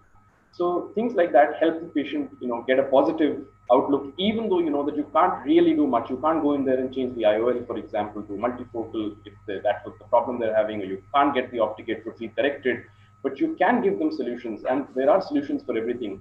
And a lot of times, I think it's just your positive energy, the way you're talking to them, the way you're giving them an outlook, that makes all the difference for that patient to go home satisfied. Beautiful, beautiful. Dr. Divakant Mishra, would you like to chime in on that? Referring to you, bad outcome, how do you communicate? Right. So I'm a retina surgeon. So a lot of times I get such patients, failed surgeries, being referred from other centers. So yes, it's indeed difficult, and at times these cases are such where you cannot help them. So I had a patient where he had some form of macular degeneration, and he had received a lot of injections, and finally he came to me for some solution. So though I was not able to help that patient, but something that I found that a low vision trial was not done for the patient. So you have to look for ways where you can probably add something to the patient, but sadly there are some cases where you cannot do much. So you just have to have some empathy and explain the whole situation to the patient. And yeah, that's it. Excellent. Dr. Petty? You have to unmute. Yeah, I would just harken back again to some of my comments. It's so hard to know exactly what happened. How many times have we had patients tell us something that they thought we said when we, of course, didn't say that thing? And so just like we wouldn't want to rush to a diagnosis before having all the information, I really would want to understand better what exactly happened, get the operative reports, etc., paint the entire picture before making a decision. Beautifully said. Beautifully said. Dr. Namrata. Oh, please, Yeah. Please, Professor. No, I just want Namrata will come. I also had one more. Sometimes patients are so angry, they come to me, even if the surgeon has done everything perfect, or something like expulsive happening, or a vitreous loss doing a cataract, or endophthalmitis, they come and tell me, oh, he's done wrong and you want to support your doctor. So I always tell them, see, like endophthalmitis or an expulsive, it's like a fire happened, and you come after that, and then I don't know what was the situation, the surgeon was there, and then they think. So I think it's very difficult to say what happened 2 days before, and you are to me after 2 days after the storm is over or the fire is over. So I think patients in that situation always want to say that you are supporting your colleague, but I always tell them, whatever it is, whether I support or not, you imagine yourself, we are here to help you. So I think you should understand, I can't answer what happened 2 days before. I can only answer what is now. So why not we discuss what can be done rather than dissecting what happened before. So this is what I tell them. I said, I see complications, and I always tell them, since I've done thousands of surgery, in my hands, complications happen, and I have lost eyes. And it's not my mistake. It's because of the pathology. It's because of the old age or because of whatever. I mean, it's not that it's a medical negligence. We have a patient who's a lawyer in the group now, Kanchan Pamnani, and I think I'm always transparent. So I always tell them, and there are sometimes patients record what you talk, and we here public are seeing in the Facebook. So I think every patient should know faith is the most important, and that's why we begin the whole thing as a doctor, as a praying, whether you believe God or not. I think you have to believe some superpower, and all of us are assembled here to cure blindness or prevent blindness. So I hope whoever is seeing, whether it's a patient or a physician or a doctor or anybody or lawyers, I think they have to know that we have an only intention is to make people see. Namrata, Ashiana asked you a question. Professor Sharma, if you can give your insight on the topic. On a second opinion. So I think we get a lot of second opinion. So we get a lot of second opinions from all over the nursing homes and the hospitals, and even from other states. And I think it is our duty, like I always say, to not to say anything about whatever surgery has been done. If it's an uncomplicated surgery, then of course you must really praise it and say all has gone well. And sometimes, like they've got one eye done from the other eye from some other surgeon, and they've come to you for the fellow eye, and then they want you to give opinion on the fellow eye, how it has been done. So that is important, that you always are appreciative of your colleagues' efforts, and also give them an option that in case you want to get the second eye done from your colleague, whether in private or in government, it's best to get it done from that person, because he already knows your anatomy, your physiology, the way your eye will behave. Sometimes we do get cases which are complicated and which come for a second opinion. I think there what do you say, you have to be really cautious the way you tread, because you have to tell them that there is a problem, but then this problem can happen with anybody, and there is a solution to the problem. Most of the problems would have some or the other kind of solution, and it is best to show them the path which is there, vis-a-vis what can be done prospectively, rather than telling them what has been done retrospectively. So I think that is very important, especially regarding the complicated cases. Thank you, Dr. Sharma. The idea is, in ophthalmology, we have two eyes, right? And no eye acts the same. It's not that we have one heart, right? We have two eyes. So absolutely, when one person is getting surgery from one doctor and a second surgery from another doctor, it's complex when they're comparing eyes. When they're saying, I'm 6'6" partial here and I'm 6'5" here. Why am I 6'5" here and 6'6" partial? So I think Ashiana has made Is an art. Yeah. Dr. Would you comment on that? When patients talk about comparing eyes, either amongst the same surgeon or having had one eye done, surgically operated in one eye compared to the other by a different doctor. I think we missed out who has to answer the question. But I think even by the same surgeon, they would always say the first eye which was done was much better than what you have done now. Because I think when you do the first eye, the difference which is perceptible is great. And when you do the fellow eye, then they know, one is that they know what to expect, and they always feel that the first eye was better. So I think others can also opine on whether this is their experience also. Swati is there? Swati? Yes, Swati. Swati, you have to unmute, yeah. Yeah, so I also feel the same, that second opinions definitely are very important to us, because we, as Ashiana said, we have patients in which we give some kind of a treatment, and maybe the operated eye which was done earlier was not so good, but then it just depends on a lot of other situations. I would say how they take care of their eyes post-operatively, what are the surgeons the surgical skills are, and it is definitely not a good idea to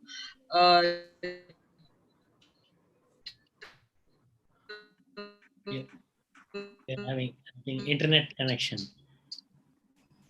Speak negative about the surgeon. It is just that you have to opine at that point with the patient. So I also feel that give a heart-to-heart talk to the patient, be honest in what you are doing, and probably you would definitely, whatever the complications have been faced. There's nothing that you can do much about it. But also, as Dr. Namrata said, that we can always refer back the patient to the surgeon, assuring the patient again that probably he's the surgeon, he did a great job. Probably you can go back to him and tell him that he just had a second opinion, and he would like to get operated again by the same surgeon. So that's how I would look at it. Beautiful, Dr. Erin, you want to say something? Erin? Yes, so I would, going back to what Ashiana was saying about two eyes and one eye always being superior or better seeing than the other, I would take that as an advantage also to show the patient, try to spin it so that you can say, if you're a little bit myopic with your second eye, say this is going to be a little bit more of your reading eye, and show the patient that yes, you may have a little bit decreased vision for the distance, but for up close, this is going to be your dominant eye for reading. And so show the patient, I think just reassuring the patient that the surgery was a success. You safely or If not, you've got the lens in the right position. Nothing happened. It's nothing that the patient did either. It's just reassurance and walking the patient through kind of the gradual healing process after surgery and validating their concern, but also showing them that, hey, you may not have the distance you want, but look, you've got increased near vision. So just showing them that there can be positive, or trying to stay positive about the outcome as well. Jeff, we have two Jeff here, Chef Tappan and Chef, both the Jeff, anything more to add? So Chef Tappan, we are very happy. So you're doing the mountain climbing from early morning with us. Well, you know, it's a wonderful discussion.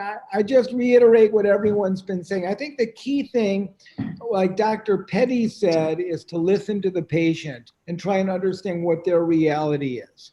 And you have a patient who seems to have a good result. They don't understand they have a multifocal lens. So I think the first thing LDP 2017-18 program, which was meticulously organized by All India Ophthalmic Society, especially the efforts of Partha sir and Dr. Natarajan. Can we request those that are unmuted to kindly mute themselves, please? Years of my work. And As an assistant professor at SMS Medical College, Jaipur, I have felt my interactions with residents has improved tremendously while supporting them in their learning journey. And the tech team, if you can While kindly overseeing mute undergraduate teaching of the ophthalmology participants that are not from speaking. department sides, I am making consistent efforts for improving ophthalmology teaching of MBA students as well, so that they develop a keener interest in ophthalmology and better I think Raman, of its nuances needed the at admin, their I think is a I have also somebody. assumed leadership roles Raman, in Young Ophthalmology Society of no, India, somebody from the, I think some and other organized webinar state coming. level Yeah. teaching program for glaucoma. Raman? Okay. Yeah, can you tell Rahul? I think it is Sonal Kalia. We have to Sonal call Kalia? up her. Yeah, her thing is showing as active. That is why.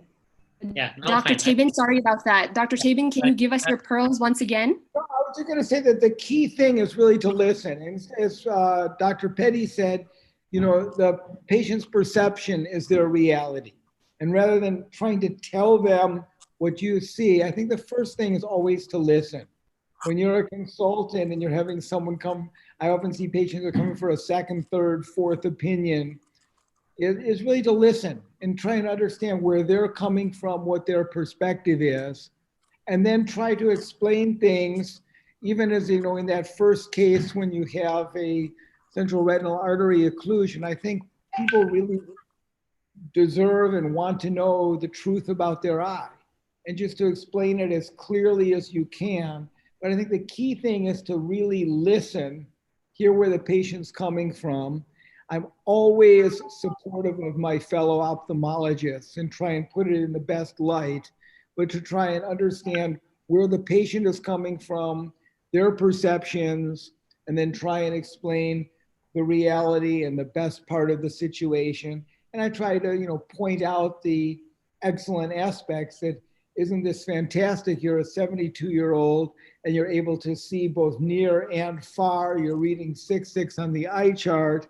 And unfortunately, you know, we can't make you 18 again, but your surgeon did a really wonderful job. And look at how well you're seeing. You're seeing 6/6 on the eye chart, and you can read at 72 years old, and try and really put it into the best perspective possible. But I think the key thing is what Dr. Petty showed in his very first video, is that the patient's perception is their reality. And you need to come from the patient's perception rather than just putting your professorial knowledge and saying this is what it is, but really hear the patient out. Beautiful, Dr. Tabin. So listening to the patient, I think another aspect too is, why not we just pick up the phone? If they tell us, right, that and the patient is referred to one family or global family, we can pick up the phone and we can speak to that, find out exactly what happened so that we can make sure that the care is seamless. So moving forward in our last couple of minutes, I want to open it up to Dr. Divakant Mishra to talk about anticipation, right? We don't want to speak for the patient. We don't want to assume what the patient wants, but how do we anticipate their needs. Right. So before that, I'll talk about the previous scenario. So I had a different experience operating both eyes of the same patient. So the first eye I operated, it was a posterior polar cataract, and I had a lens drop. I took the patient again for surgery the other day and took out the nucleus and implanted a lens. Then I operated the second eye of the patient, which was a routine topical phacoemulsification. Patient was 20/20 and 6, both the eyes. But then he came back to me after 1 month and complained that you took a lot of care for my first eye, where you operated me twice, bandaged me, but my other eye you just operated in few minutes and didn't even put a bandage. And I'm having a lot of itching in that eye. So I had a really hard time explaining to him that no, I've done a better job in this eye. But that's about patient's perspective, and maybe some of the seniors can comment how to tackle such challenging situations. Maybe Jeff Petty, can you add, or Erin? Go ahead, Erin. Yeah, you have to unmute, Petty. No, you have to unmute, Dr. Petty. Yes. No, I again, I just want to reiterate that in these type of situations where there are so many dynamics at play, understanding again where the patient's coming from, what their expectation is. Oftentimes it can be as simple as them just wanting a straight answer. Other times, again, they just perhaps need to get some emotion off of their chest. So again, trying to clearly understand what it is that they are thinking. Once I can arrive there, then it helps me to understand whether I'm the right doctor to help them medically, or if perhaps one of the specialists on the panel would be. Erin? I think, again, reassurance. Sometimes the patient just wants to know, hey, why are you paying so much more attention to one eye? Is what's going on with my other eye? And just reassurance, talking to the patient, letting them know, there was a complication with that first eye. I think being very honest with your patients gets you pretty far. And just, letting them know that the first eye was not a perfect, I wouldn't use the word perfect, I would say your typical cataract case, and it required a little bit extra attention, and we have to go back in to correct whatever didn't go, I say, beautifully with the first surgery. And I think patients are very receptive for that. I think the more that they understand and the more that they know about what happened, the more they are willing to kind of participate in the whole, in the process, and just have a better understanding of what to expect in the end as well. So I think being open and honest with your patients is paramount. Erin, I suddenly see in the screen more females than males here. So and I wanted to say that because you have climbed the Mount Everest, and what's your advice to both the men and the women here in the group now? And what does the patients feel about when the patients come to you? Do they know about that you climbed Mount Everest? Most of them do not. I'm pretty private about stuff like that, but I get my motto is one foot in front of the other. So no matter what kind of step you're taking going forward, you always want to be moving towards something, making progress in whatever you're doing, whether it's, a really tough phaco case, or who knows, going on a huge run. It's just keep moving, keep going forward, and keep reassessing the situation step after step after step.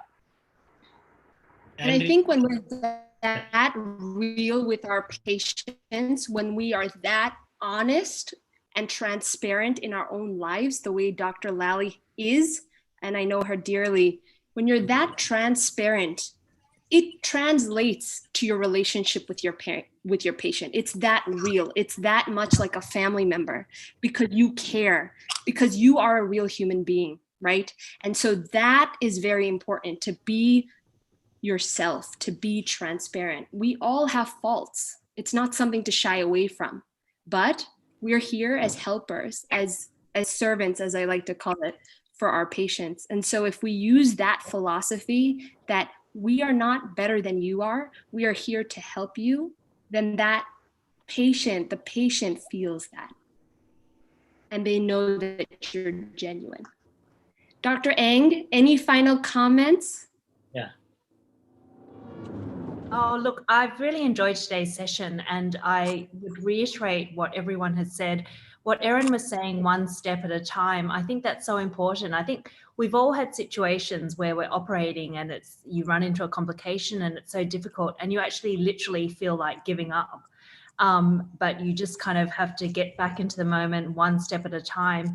And, you know, having complications, what Professor Natarajan said, I remember when I was a junior consultant and I had one of my first complications, I was, you know, distraught, upset. And one of my mentors said to me, Andrea, if you never have a complication, it means that you don't operate.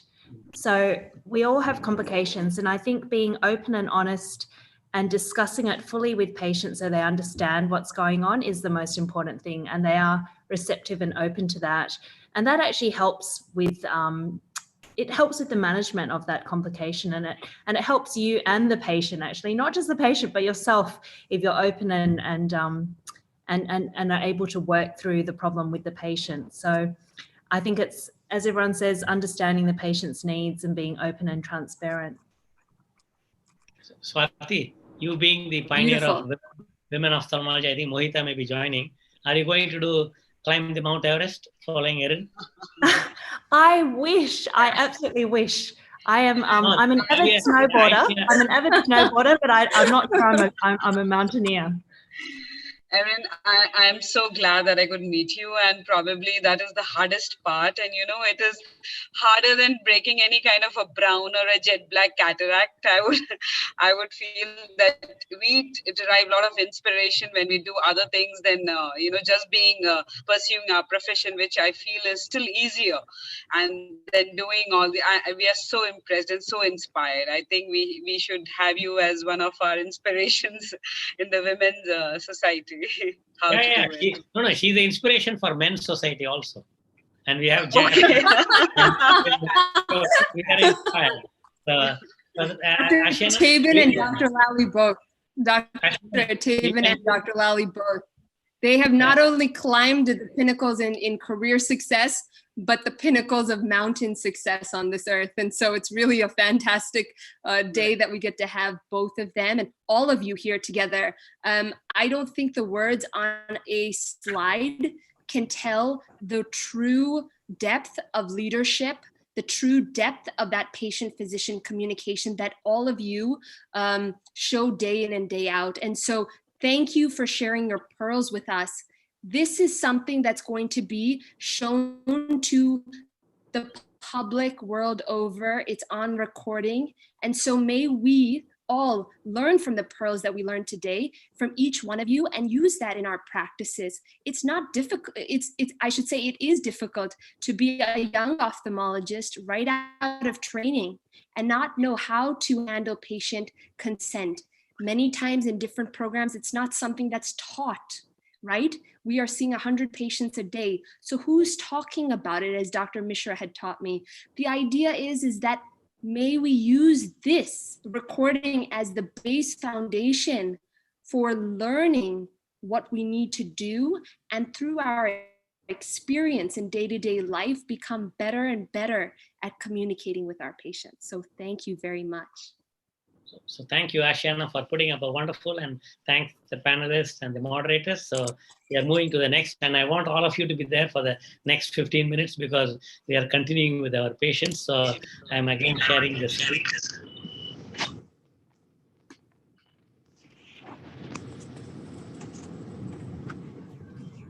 So we have Priyanka Sathe. She's become a friend now. She's born in Mumbai and bred as actually she's born in Bombay because Bombay was before 92. And now it's Mumbai. And she's a Mumbai girl with a postgraduate degree in finance from London. And she worked for close to a decade, predominantly in the diplomatic missions in India in the trade and investment promotion division. Presently, she's a trustee and managing the administration of a 102-year-old NGO that her father revived while being a practicing anesthesiologist in Mumbai. And she's an avid reader, foodie by heart and mind. She comes from a 4th generation family of doctors on paternal and maternal slides. And no matter what she's given is the one which I know now is a great writer. I follow her in the Facebook and she writes amazingly well. And I think if somebody is enjoying English, And I think you should read her posts, which are amazing. I think she writes well. And we have the next speaker, Kanchan Pamnani. And Kanchan, hello, nice to have you here. And I am happy to see you after a long time. And I think I'm a good friend. You're an advocate and solicitor, BCom LLM, and you're a national award as a role model by President of India, Women of the Year by Zonta Club, and Louis Braille Award by Sri Siyusha Pragnya Shakshu Mahila Seva Kunj Gujarat, and Award of Excellence by National Institute for Visually Handicapped Dehradun, and several other awards. And Kanchan is an advocate and solicitor, mainly practicing in the Bombay High Court, and has appeared in Supreme Court of India and other courts. Her work encompasses corporate, testamentary, property, and disability law. Her clients include Indian multinationals, NRIs investing in India, Indian financial institutions, private and public trusts, high net worth individuals, and NGOs working in the field of disability. Kanchan is highly qualified, being a graduate in commerce, BCom from Sydenham College, a postgraduate in law from LLM from the University of Bombay, a solicitor from Bombay, and has completed the Qualified Lawyers Transfers Test, England. She has also completed 2 courses from the World Intellectual Property Organization, Geneva, and a course in arbitration from the Indian Merchants Chamber, and a diploma in intellectual property law from the University of Bombay. Actively involved in various social causes. Currently, she's on the boards of CREA, an International Feminist Human Rights Organization, and NCPEDP, National Center for Promotion of Employment for Disabled People, and was DRR for RI District, that is from Rotary International District 314. She initiated and drafted the representation on behalf of the visually challenged to National Securities Depository Limited and the Indian Banks Association, which has resulted in guidelines that have benefited thousands of disabled people. And her interaction with the Reserve Bank of India promoted them to issue a circular regarding facilities and services to the visually impaired. And I think I want to correct it. I hope I'm right. I think the new word is for visually impaired is, I think, visually. What is that word? Ashena, can you help me? I forgot now. It came to my mind and I forgot. Or maybe Kanchan should tell that. I think we don't use the word visually impaired and visually handicapped. There's something else, I think, the new word for this. And she enjoys reading, swimming, photography, and traveling. So to first, Priyanka, you can go.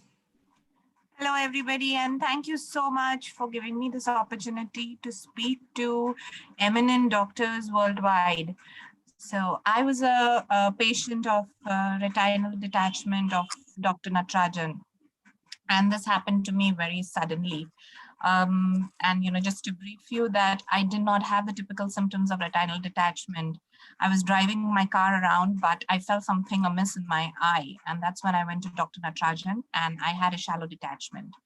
Talking about patient and the patient perspective about a doctor, there are just 2 things that I'm going to, actually highlight.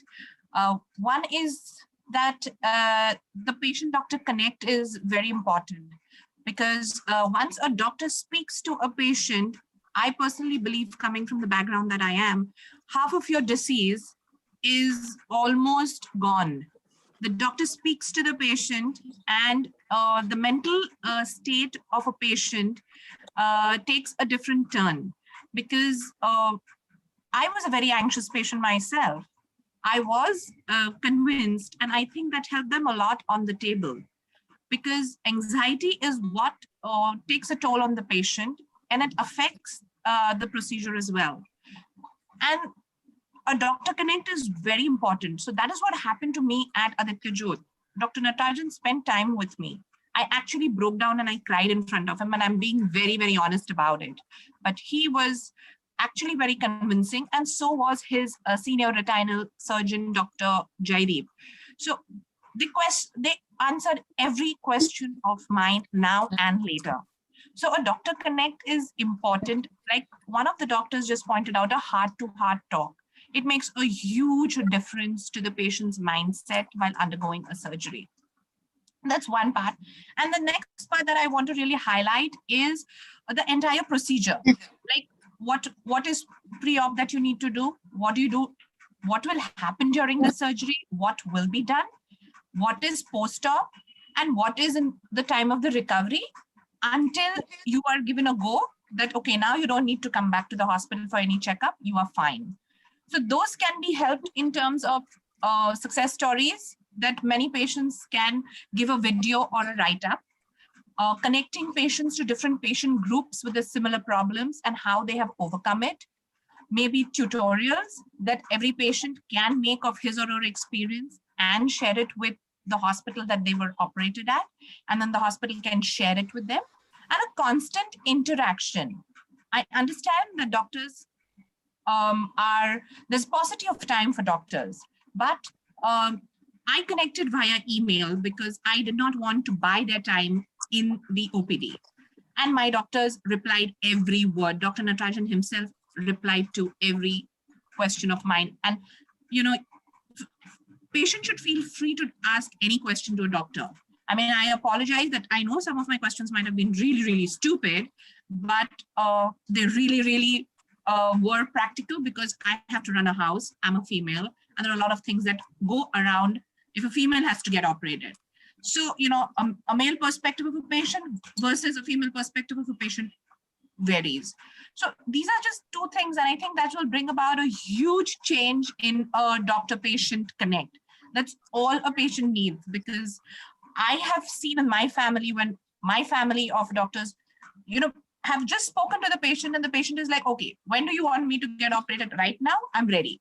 You know, that is the kind of a connect. A doctor who connects with the patient sorts his disease more than 50%. And the recovery is amazing.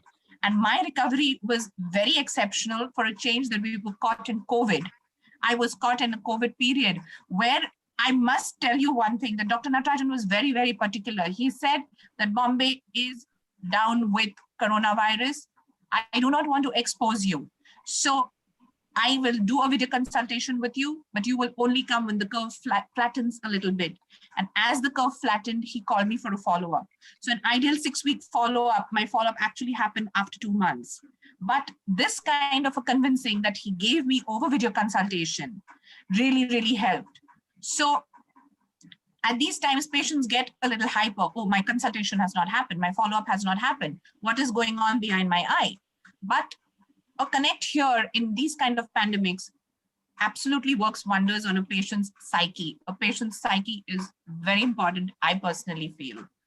So that's all I have to say. And thank you so much for giving me this platform to talk to all the stalwarts worldwide.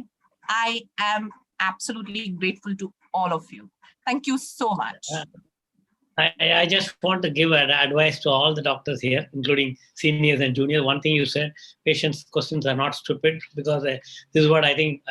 When I started the career, I remember that I learned from my mentor, Dr. Badrinath, that no question is stupid, because it may be silly for that patient, but it's not silly for the doctor. It should not be. And for me, it may be a routine, because I think I'm doing 38 years of retina surgery. It is a routine for me, but it's not a routine for a patient. And I understand that. And that's what I tell the young optometrists. And here, most of the doctors are half my age, and maybe their age is my experience, surgical experience. But I still tell them, I think that no question is silly. So that's what I want to convey publicly, that may look silly sometimes, but I think all the questions are relevant, because as a doctor, we want you to do well, and we want you to be totally normal. And I think we have retina surgeons here, Erin, and everywhere. So we want you to go back to the normal. We want you to do mountain climbing.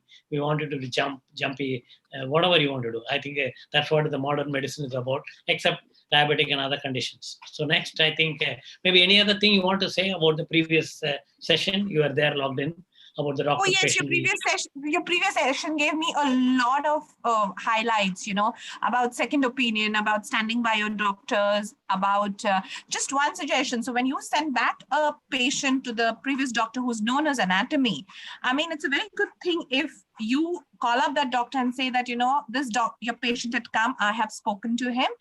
This is my suggestion. Maybe that doctor is lacking some kind of a connect. Maybe the doctor is lacking something which you can see. And that could really solve the equation. Because what has happened is, one thing I want to let everybody know, that social media has become accessible right down into the rural regions of every country. And patients are very educated. They may not be educated on paper, but they know how to access social media. And, you know, putting up negative post about a doctor is the first thing that patients do resort to if they are unhappy. So this can actually, this kind of a patient connect wherein unhappy with the previous doctor, if he is highlighted upon what is missing and if he corrects that with the patient, what happens is a lot of negativity and a lot of animosity comes down. And it definitely helps in the long term. Yeah, I agree with you, Priyanka, and I think I do it as a practice because, again, I learned from Dr. Badrinath. One is even a patient referring another patient, I have a habit of calling. If your Priyanka refers, I'll call you. It's not for marketing, it's not for anything. I just want to tell them, you trust me and you have sent a patient, I've done this, and if the outcome is not good, also I call them and tell them, because all patients don't see. And I think it's a great point, and I think this is what I tell. And I also tell the residents and the optometrists who are in their early 20s and 30s, where sometimes they have the habit of telling something, they're murmuring something, reading the history. So I always tell them, if you want to do something, you go back, call me separate, tell something if you want to tell something, and don't even tell some about even another patient in front of a second patient, because it's not a question of anything, but one, we maintain privacy, and I think as a patient also we want to respect their privacy. So I think great point. Now we can have Kanchan. Kanchan, how are you? You can unmute. You're muted. You have to unmute, Kanchan. No, you have to unmute. Somebody can help her, Kanchan.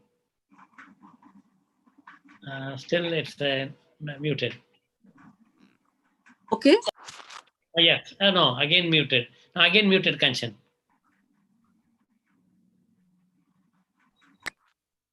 Okay. Yes, yes, Kanchan. Audible now? Well, I'm very honored to be here amongst the doctors. I think I started my life with a gynecologist and landed up in the hands of an ophthalmologist, and I've been with ophthalmology for the last 50 years. But I am going to continue to be a patient, Dr. Natarajan, as you mentioned, but I will be a patient from all my life, I think. So I started with congenital cataract as a kid, and my relationship with my doctor was something like a family relationship. The first I can remember as a toddler, I wanted to jump, and I asked my doctor this question. I could have asked my father this question, but I asked my doctor this question. I want to jump. And he was like, wait a minute. He picked me up, took me in the air, did not toss me, just gently brought me down and said, that's your jump. This was something I learned as a child, that I cannot jump. I have weak eyes. I have to be very careful. But my doctor did that for me. And he didn't have to say it in so many words. At that time, I did not realize, but I knew. After that, I've always been very happy to go see my doctor. I had great marks in school, so I used to carry my mark sheet to show him every year. He saw it. He was appreciative. He didn't know what to do with me because I really had very weak eyes. Of course, the cataracts were done at that time, but by needling, not by phaco.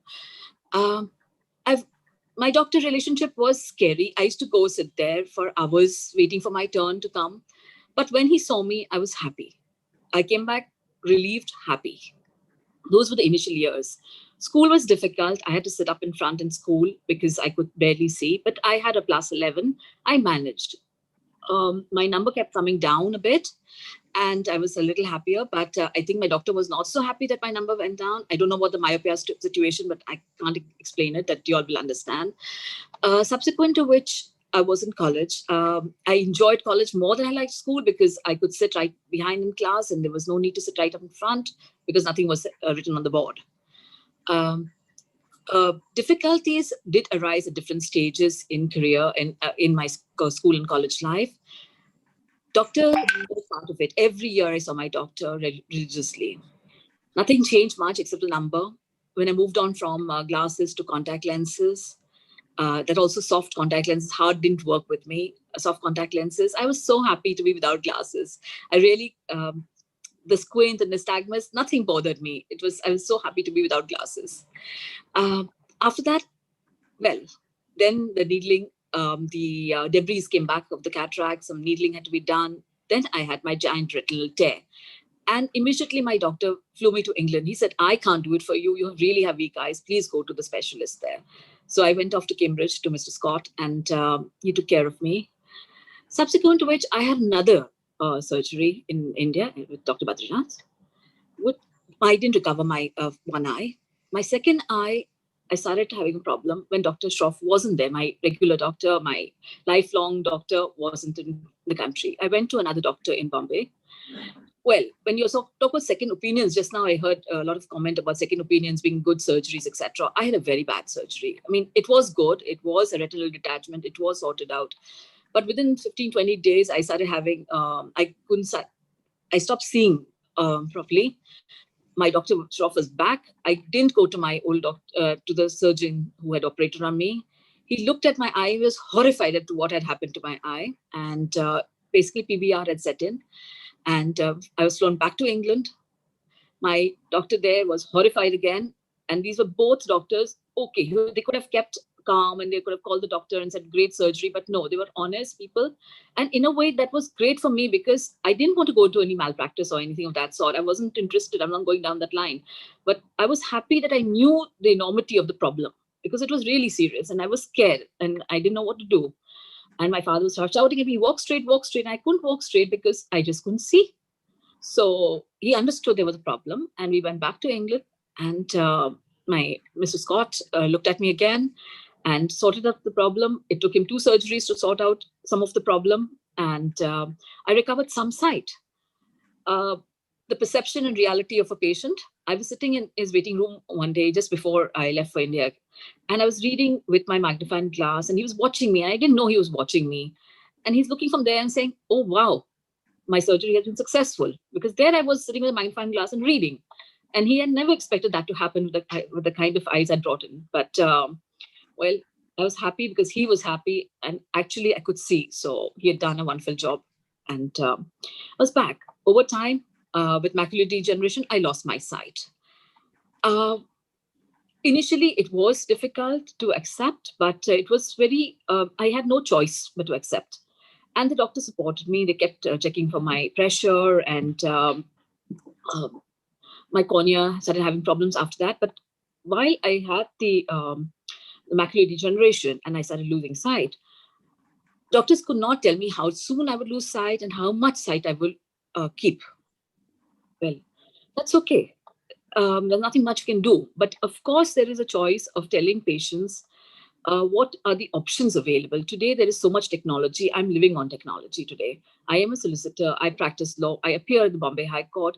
I was scared when I was low vision. I couldn't see the faces of the judges. I didn't know what the expressions were, whether they wanted me to sit, whether they wanted me to continue speaking, or whether they were not looking at me, but looking at the papers. I couldn't see all that. Now I'm not bothered. I make a few mistakes. Maybe the judge will shout at me, sit down, but normally they don't. They have accepted the fact that I cannot see and I am going to do my work. I have decided I'm going to be a solicitor. I'm going to practice. I love arguing in court. That is my commercial work. I do that for a living and I enjoy it. And I give my heart to that. There is another part of me that now knows that there is, maybe there will be more complications with the cornea later. Maybe there will be a retinal fix in the future. I do not know, but those I keep aside for a later day. What I think of now is the world is blind, when there is cataract in the country and we do not have enough doctors doing it. We have people who are blind when they shouldn't be blind. I am blind because I am blind, but others who have available, I mean, there is a solution. I don't know why we cannot give it to them.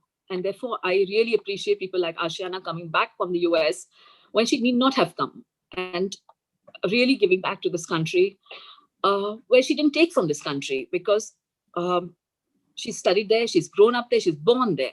So she need not have been here. But anyway, there are other reasons that I go back to my disability work. I have done a lot of writing for the disabled, getting rules changed. And this country is very wonderful on that. And I hope the doctors know that we can do a lot of things. I am pretty independent. I won't say I'm fully Atmanirbhar, but I am reasonably Atmanirbhar as an independent in my life. COVID has taught me that, yes, there is more technology to be learned and it has to be learned quickly. I wish doctors would try in their practices to know what is available and not put up their hands. I had this experience with my Dr. Shroff, my wonderful Dr. Shroff. When I had my first retinal detachment, I didn't know it was a retinal detachment. I'd never heard the word. I went to see him alone. That was the first time I probably saw him alone and not with my full family towing along. We went there. I mean, I went there and I sat there and put his head in his hand the minute he had examined me and said, "Oh God, RD." And when he said the word RD, I felt as if there was a death knell. But no, he called my dad in and he arranged for me to go to England, and well, I recovered my sight. So it is, I mean, you can keep a positive image all throughout, but sometimes it's nice for the patient to know how seriously you think about the case, because, well, I understood that I would have to rest for a few days before going to England. In those days, it couldn't be arranged so easily. So Dr. Shroff's his head in his hand really gave me that feel that, oh, it is serious. Okay. Otherwise, discussing with your patients how they can go forward is also good. I know now low vision specialists do it, psychiatrists speak about it, but even the surgeon knowing a little bit about it. And I had told Dr. Natarajan once when we had met in Hyderabad that once the doctor finishes his work, it is my work that starts, the rehabilitation, etc. But I wish the doctors would know a little bit more about it. It is all available today. There was a generation when my mom had to write around the world and not get response from most of the world, but there was nothing available. There was no internet. Today, everything is available and people are there. I'm only grateful to all my doctors for taking the time to take care of me. I am very happy that I've had wonderful doctors, and Dr. Shroff, Dr. Baliwala, and some of my really, really wonderful doctors. And I'm grateful to be here. Thank you very much. Thank you, Kanchan. I think really, I remember even meeting you with Dr. Badrinath and Dr. Gulapalli Rao in my inauguration. I think you came for the public meeting, and I think I remember very well. And I think that's why I learned. And I keep telling this in every meeting. As a vitreoretinal surgeon, we see patients like you. And after all the best surgeries, patient may not see. And then I always tell them it's not over. And I actually, I'm happy that you are here today and expressed your heart. And then you told about your profession. So I found the word. I think that now the new word Government of India says is visually challenged and physically challenged. They don't use the word impaired and disability. So I think you're only challenged. So I think you can challenge us. And I think we are very happy you are here. And this is what I want to convey. We have the young doctors of the world in this group now. And we want to tell them, I think once everything is over, whether the surgery is done well or the patient is not seeing, I think the thing is not over. And I always say, when a patient who doesn't see after my surgery, not because of the fault, it's because of the pathology, whatever, I think that patient brings me gift. He brings me Diwali, he sends me Diwali gifts. I still have a very old man. He's 85. I operated him 30 years back. He even now calls me, and he two weeks back, he called my hospital and shouted at my reception, "Give Natarajan's mobile number." I know him very well. And since he was old, and when I went to the hospital, the receptionist was upset, "Sir, the patient is very angry that I'm not giving the number." So I said, "You give my number," and I connected to the patient. I told him he is hard of hearing because his children are doctors, but they are in England. And I called him and told him, "I'm like your son, so no problem." And I said, "I'm sorry, you forgive my receptionist, because generally you don't give the number because the patients don't know when to call and they don't respect." So that's the reason I didn't give the number. But you can call me. I gave my residence number to him because I said, in case you don't get my mobile because of the signal, you call me at the home. And he only said, "I wanted to wish you all the best. Take care. Because of COVID, he called me." And it's like a parent, because I don't have parents now. So I think the relationship I've developed, because now I think I can tell after 38 years of my practice, and I've seen Dr. Badrinath working, my father, grandfather working, and I think my grandfather's day was different. And I think when the patient was telling pain, and the doctors used to shout at them. But now I think it's totally different. And I think I've also been a patient in other fields. So I always decided that I'll be a normal person. If I have pain, I'll tell the doctor I have pain. And if I have, so I think that's why I expect the patient, so I can understand the compassion. So I'm happy you are here. And I think in spite of no vision, and as you said, God has opened here some other vision. And this is what I tell every ROP child, because so many ROPs I have treated 30 years back, the technology was not good. They are blind. But even you have the Stevie Wonder, who's a Grammy Award winner, and he's a good friend of Mark Humayun, and he made that Wonder Vision Foundation. Thanks for doing everything, and we are there, myself. And as you rightly pointed out, that's why I read the biodata of Ashiana as an example, not just to appreciate her. I think she deserves more, but I think it's not easy to give up an excellent life, that too an academic life in US and come back here, and I know how difficult. I mean, she had that experience with me yesterday. I was struggling so many things with her, and I learned a lot. So I think finally, as a doctor, we want to make sure every patient is happy. Vision or somebody like getting vision is not the only thing. I think I always tell, whether you get vision or not, if the patient knows that we have done the best, I think the patient will appreciate. And I think the patient and the family. I have several patients like you, Kanchan, who are still coming to me, and they'll come and ask me. I think there are so many people, children I have treated as blind, and I've seen them with some problem and then became blind, and they are now 30s and 40s. And at the same time, I have operated congenital cataract at the age of 1 in 1986, and now you can imagine 36 years old guy. I went for his marriage. He's got children. So I think there are both examples. So I think I'm happy to be, and I'm always tell, I actually develop personal relationship with the patient. And I remember somehow God has given that. I asked them, how's your grandfather? And I went to some clinics in US, and I know sometimes the receptionists make a note and tell them, I don't remember who the surgeon, but I think he writes back that he came on a Wednesday, it was raining or it was snowing. And then the next time when the patient comes, he says, when you came last time, it was snowing, and hi, darling, and how are you? And I think it was not artificial. I think I learned a lot in several clinics in the US when I visited. But I'm a pure Madras mate. I'm trained everything in India and no training abroad. I'm happy I'm training surgeons world over. Thanks a lot. It's a great learning, Kanchan. And Ashiana, you want to say something? I just want to say a word of thanks to Priyanka and Kanchan for really teaching us so much. I think, can you hear me, Professor? Yes, yes. Yes, yes. I just want to say a word of thank you, because you have taught us so much. You have taught us the importance that, when we finish our work, your work starts. And we should remember that. Our work is just in the clinic. Your work is your entire life. And it's not easy. So we must understand that.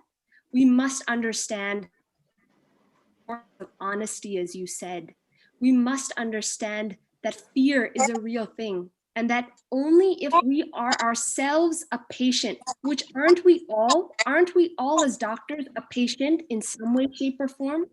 So if we remember what it feels like to be in a waiting room, to be scared, and really put ourselves in the shoes of the patient that stands before us, then maybe we can become as great as Dr. Shroff, as Dr. Natarajan. Thank you for that. Thank you. I think no words of enough to thank you. And I remember my teacher telling me, you have finished your exam, you're a qualified ophthalmologist, but your exam starts from today. I said, why, sir? He said, every patient is your examiner. So I think it's not a fear of examination, but I think we have to examine the patient. That's why it's called clinical examination.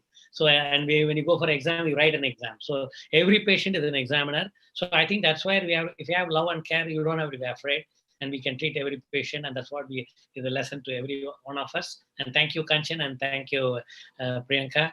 And thanks for taking part. And I wish we keep meeting and we should have this interaction. So we go to the next session, which I again share the screen. And that's my personal session, which is because I'm a LDP alumni from American Academy. So I started the AOS LDP. So I'm thankful to the leaders of All India Ophthalmic Society in the 2005, and particularly Dr. Satyajit Sinha is here. So Dr. Satyajit Sinha, I want you to special thanks to your father, Dr. Ajit Sinha, who was the one who was when the committee, that time Dr. Tiwari was asking, what are you going to do by doing this leadership? And I'm thanks to Lalit Verma. He allowed me to, somehow Lalit Verma was supposed to go because he was the secretary and I was the chairman of scientific committee. And Dr. Tiwari asked me, I said, no, sir, I would like to go. He asked me why. I didn't know why, because I said, I want to go. But I knew, thanks to Dr. A.K. Sinha, that time, Ajit Sinha, sir. And Satyajit, you are there? So, yes, sir. So I want to introduce Dr. Devakant. Devakant is a vitreoretinal surgeon, done his fellowship on ocular oncology, and he's an ROP consultant at ICO Super Specialty Eye Hospital, Lucknow. He has completed his retina training and reputed institutes like Sri Shankar Dev Netralaya, Guwahati, and Byers Eye Institute, Stanford, San Francisco. He holds the position of General Secretary, Young Ophthalmology Society of India, and Editor-in-Chief of Young Ophthalmologist Time. And I should say that when they interviewed me a few years back, and I think I took 3 months to answer the question. So the questions were framed, so I took time. And he's the recipient of various international ophthalmic awards like Achievement Award by Asia Pacific Academy of Ophthalmology, Bangkok 2019, Ophthalmic Hero of India 2019 and 2018, the Yasutan Award from Asia Pacific Academy of Ophthalmology, Singapore in 2017, and the APVRS Award 2018, Malaysia, Singapore, and ICO Best Award 2017-18. He has published extensively, 30 publications, indexed and non-indexed, and book chapters, and has been invited faculty at various international conferences like American Academy of Ophthalmology, Asia Pacific Academy of Ophthalmology, URETNA, and presented in conferences like WOC Mexico, APO Singapore, APO Hong Kong, APVRS Malaysia, URETNA Vienna, and National Forum. He's a reviewer for PLOS ONE, IGO, IGCO, and other awards. Best poster in VRSA 2018, K.R. Datta Gold Medal for Best Research Paper 2018, First Prize Dr. Raman Mitchell Gold Medal, OPA 2015, AOS IGO Writing Competition 2017, Video Second Prize OTSI 2015, and OSA 2016 State Ophthalmology Quiz Champion 2015. And we have Dr. Satyajit Sinha, who's presently the Academic and Research Committee member. He's the first LDP alumni of All India Ophthalmic Society, presently Section Editor, Indian Journal of Ophthalmological Society, present Joint Secretary of Bihar Ophthalmic Society, member of Scientific Committee, member of Scientific Committee of Bihar Ophthalmic Society, Treasurer of Patna Ophthalmic, Secretary of Patna Ophthalmic, Joint Secretary of Eastern India, IRSA Gold Medal 2018, recipient of Dr. D.K. Ghosh Gold Medal, Best Paper Presentation at Karnataka, Best Poster Presentation again at Karnataka, Educational Fund Award by APAO, presented papers and invited guest faculty at various conferences, national and state conferences. And I've seen him in the WOC. We met him in the Christ in Brazil, chief instructor and co-instructor for various courses. And as we mentioned here, he is LDP alumni 2007-8, nominated by AOS to present in APAO LDP program at Manila and Tokyo, and presently president of St. Michael's High School Alumni Association Patna. And I think I met him when he was in school. And we have Dr. Kirti Jain, who's again a LDP alumni from ASA LDP batch 2019. So she's just a 1-year-old baby in LDP, health activist, and AAO's ARC National Diabetic Retinopathy Campaign, GSI Glaucoma Awareness Program Awareness, benefits of yoga, social work for founder Aronya Foundation for People, and will work towards avoidable blindness, environmental conservation, support system for poor, and teaching of yoga. And like Priyanka said, I saw her in the stage in LDP this year rather, in February 20, she broke down emotionally. And I think that's what we appreciated her, that she's really blossomed as an LDP. And we have Dr. Sonal Kalia, and she's a gold medalist and assistant professor from Upgraded Department of Ophthalmology from Jaipur, Vice President, Young Ophthalmic Society of India, Executive Member, Jaipur Ophthalmological Society, LDP Alumni 2017-18. Like how I learned working with Ashiana. See, I work with young people like Dr. Sonal, Dr. Ashiana, and many, because I learned a lot from them.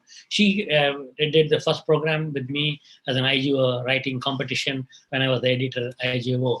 And then we have Dr. Devin Prabhakar, and after LDP, I have not met him. I keep seeing him in FB. He's an LDP alumni from 2014, and he did it with us in AOS, IIM Calcutta, and B School, Kerala State Ophthalmic Society Executive Member 15 to 17, and Scientific Committee Member 17-19.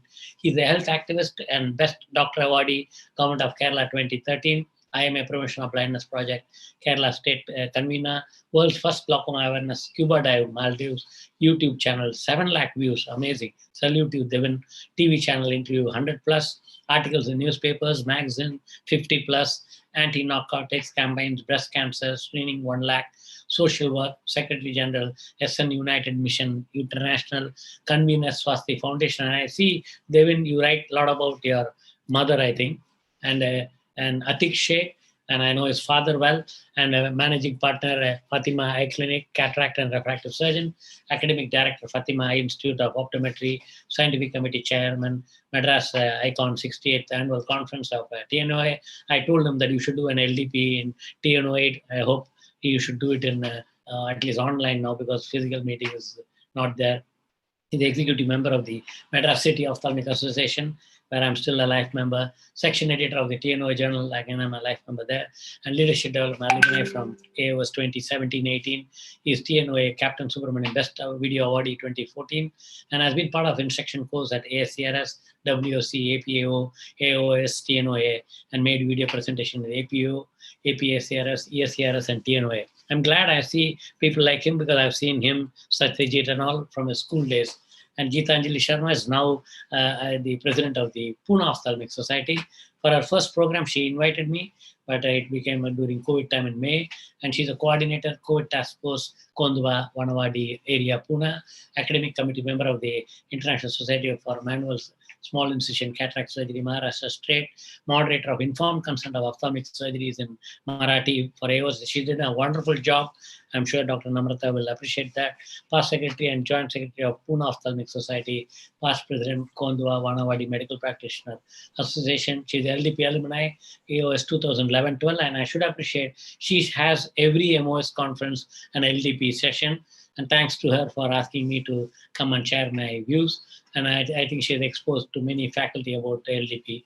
And I'm glad even Ashiana asked me, many of her friends asked her, what is LDP? So this session, I know you're a little delayed, but I'm taking the time to read about everybody, because it's a pleasure, because I've seen them, unknown figures, before they joined LDP. And I'm glad as an AOS, whatever position I was, I'm happy to see them grow. And I wish and I pray that they become and they excel me in every activity, like everything what they do.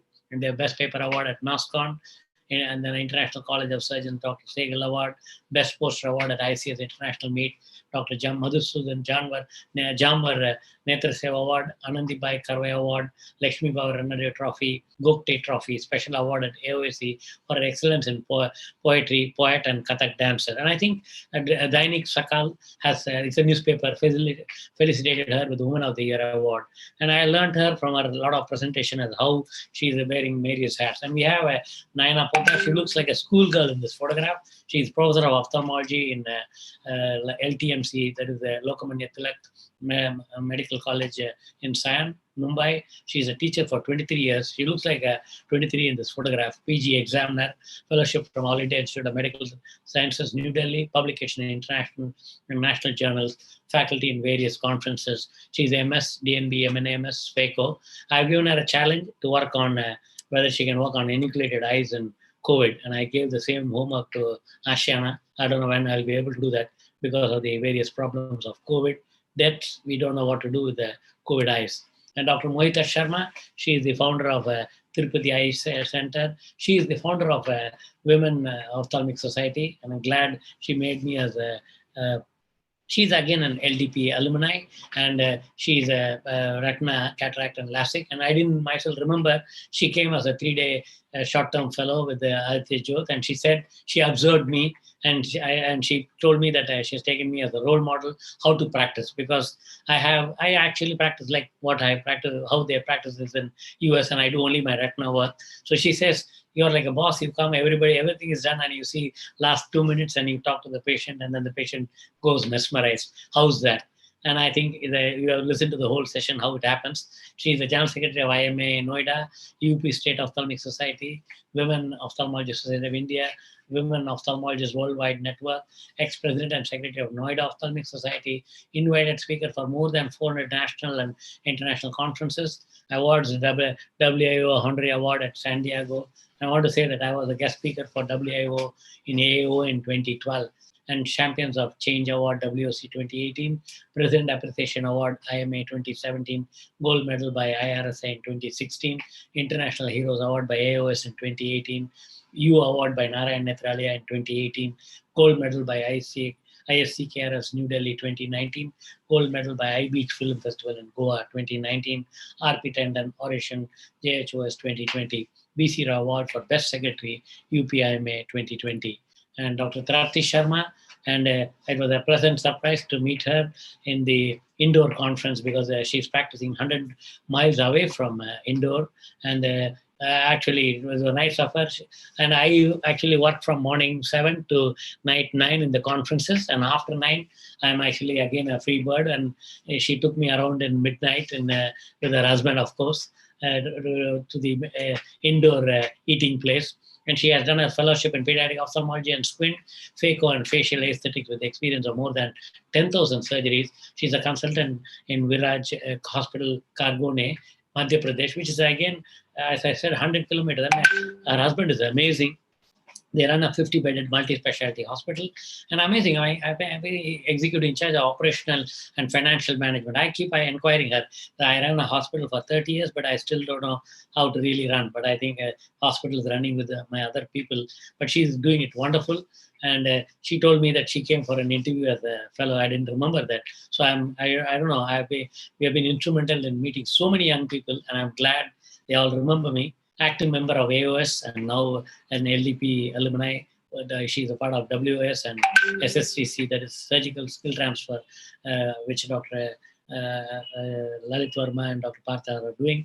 30 faculty sessions, 12 papers, 15 posters, 3 video presentation, national and state conference. And Dr. Vaishali Une, she's an associate professor, Department of Ophthalmology, Government Medical College, Aurangabad, President of Aurangabad now Ophthalmic Association.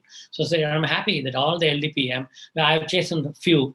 I think we have more than 100 LDP alumni.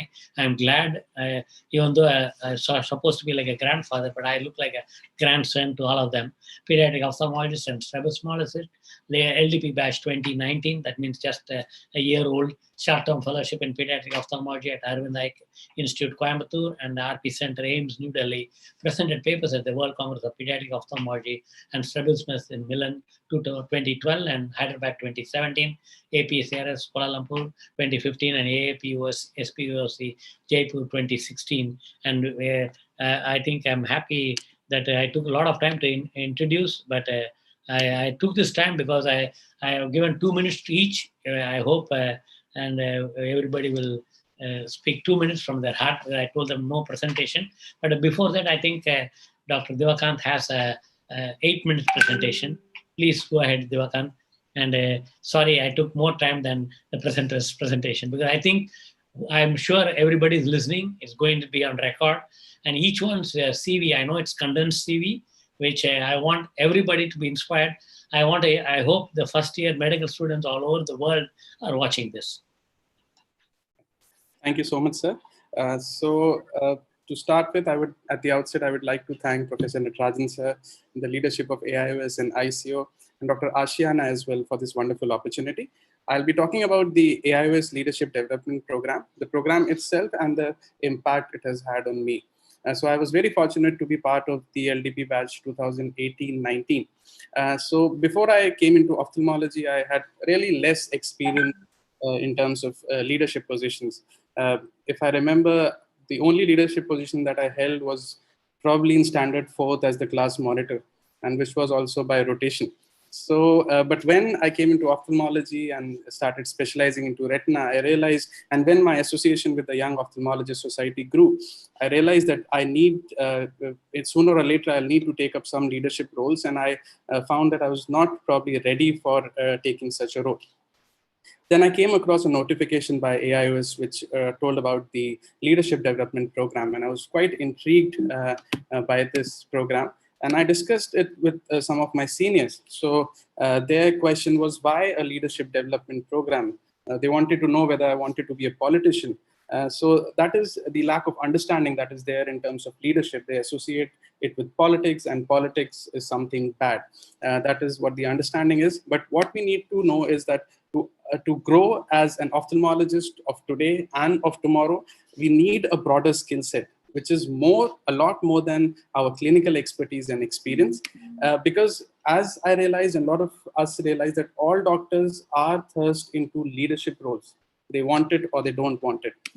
And our training programs don't offer the skills that are required because it is not part of the core curriculum. Another thing that I thought myself that whether leadership can be taught. So I read this wonderful quote which said that leadership cannot really be taught. it can only be learned. So a program like LDP, what it does is that it arms you with the required set of skills, the orientation to be a leader. It gives you all the information. Of course, the execution is in your hands, and the most important thing it does is that it puts you directly in touch with our leaders like Professor Natarajan, Dr. Sinha, and you learn and you get to imbibe so much from them just by being in their presence. So as we all know, AIOS LDP was started by Professor Natarajan way back in 2008 when he returned after attending the American Academy LDP, and we are so thankful for him to bringing this initiative to India and following it so passionately for the past decade or so. So this program has three goals, the most important being identifying the potential leaders in the world of ophthalmology, providing them with the necessary orientation and skills that will turn them into great leaders. And the LDP doesn't leave your hand there. It keeps on promoting you into leadership positions. So we all are here sitting on an international webinar and talking about leadership, and that's all thanks to the LDP program. So the selection process is simply by nomination by state societies to the ARC chairperson, and then they're selected on base of their resume. I had, on a personal note, I had a tough time getting into LDP at that time because I belonged to a different state and I was training in another state. So neither of the states were ready to nominate me for this program, but I kept persisting, and I'm so thankful to them for allowing me to be part of this wonderful program. It's a very well structured program, and so that all even busy practitioners and trainees are able to attend it. It comprises of 4 sessions. The first session is at the annual meeting of AIOS. And for a person like me, it was a wonderful opportunity to meet and interact with our AIOS leaders and learn about their leadership experiences. Then something that medical people are not exposed to is a business school. So we went to a V school at Wellinkar, Mumbai, and we spent wonderful couple of days, and we learned about things which we usually do not learn during our training. So things like recruiting, retention, personal finance, then management strategies when you're working in a bigger hospital, things like brand building, public relations, managing media and press releases. We are not exposed to such things, and we were in a very comprehensive manner, we were told about these things, about financial aspects, and very important things like ergonomics, stress management, and in fact fitness as well. And it was not all teaching and all. We spent wonderful time with Natarajan sir's family. He took us out to have street food in Mumbai, and he made us dance to his tunes as well. So that was a wonderful time. And the highlight was the Pegasus experience. So that's a leading body in these leadership training modules, and they have trained the Indian cricket team and some leading corporate houses of India as well. So we spent a couple of days in the wild training. It was like a camp like of a situation where we trained, and so many different activities were planned out, and things like team building, leadership were all taught in a very fun and exciting manner. So we spent a wonderful time there. And the concluding session was in the subsequent AIOC, where we were supposed to present about the work that we have done, and the best presentations were awarded as well. So after the conclusion of my LDP experience, I learned that there are 4 core values that you need to have as a leader. A leader needs to have a vision and a purpose, because an aimless leader, nobody would like to follow. Then you need to have integrity. Your integrity should be intact so that people can look up to you. And then you don't need to demand leadership. You easily command it. And there are 2 skills that are very important, your communication skills and developing interpersonal relationships. Because as doctors, a lot of us are de facto leaders at every level of our practice. With our patients, as we were discussed in the previous session, we were discussing, all our patients look up to us. So a great amount of leadership is required, and we have this wonderful opportunity to influence our patients. Then at the meso level, if we are working in a small setup with a few staff, or working in a huge institute with hundreds of staff, we need a lot of leadership, because we are the captain of the ship there, and all the responsibility lies on us. And a lot of administrative roles are also required to be taken up. Last year, when I entered into private practice, I was managing just 1 center, retina practice of 1 center, and just within a year, I'm managing practice of 6 centers right now. So the knowledge that I gained at the leadership program has really helped me in managing that.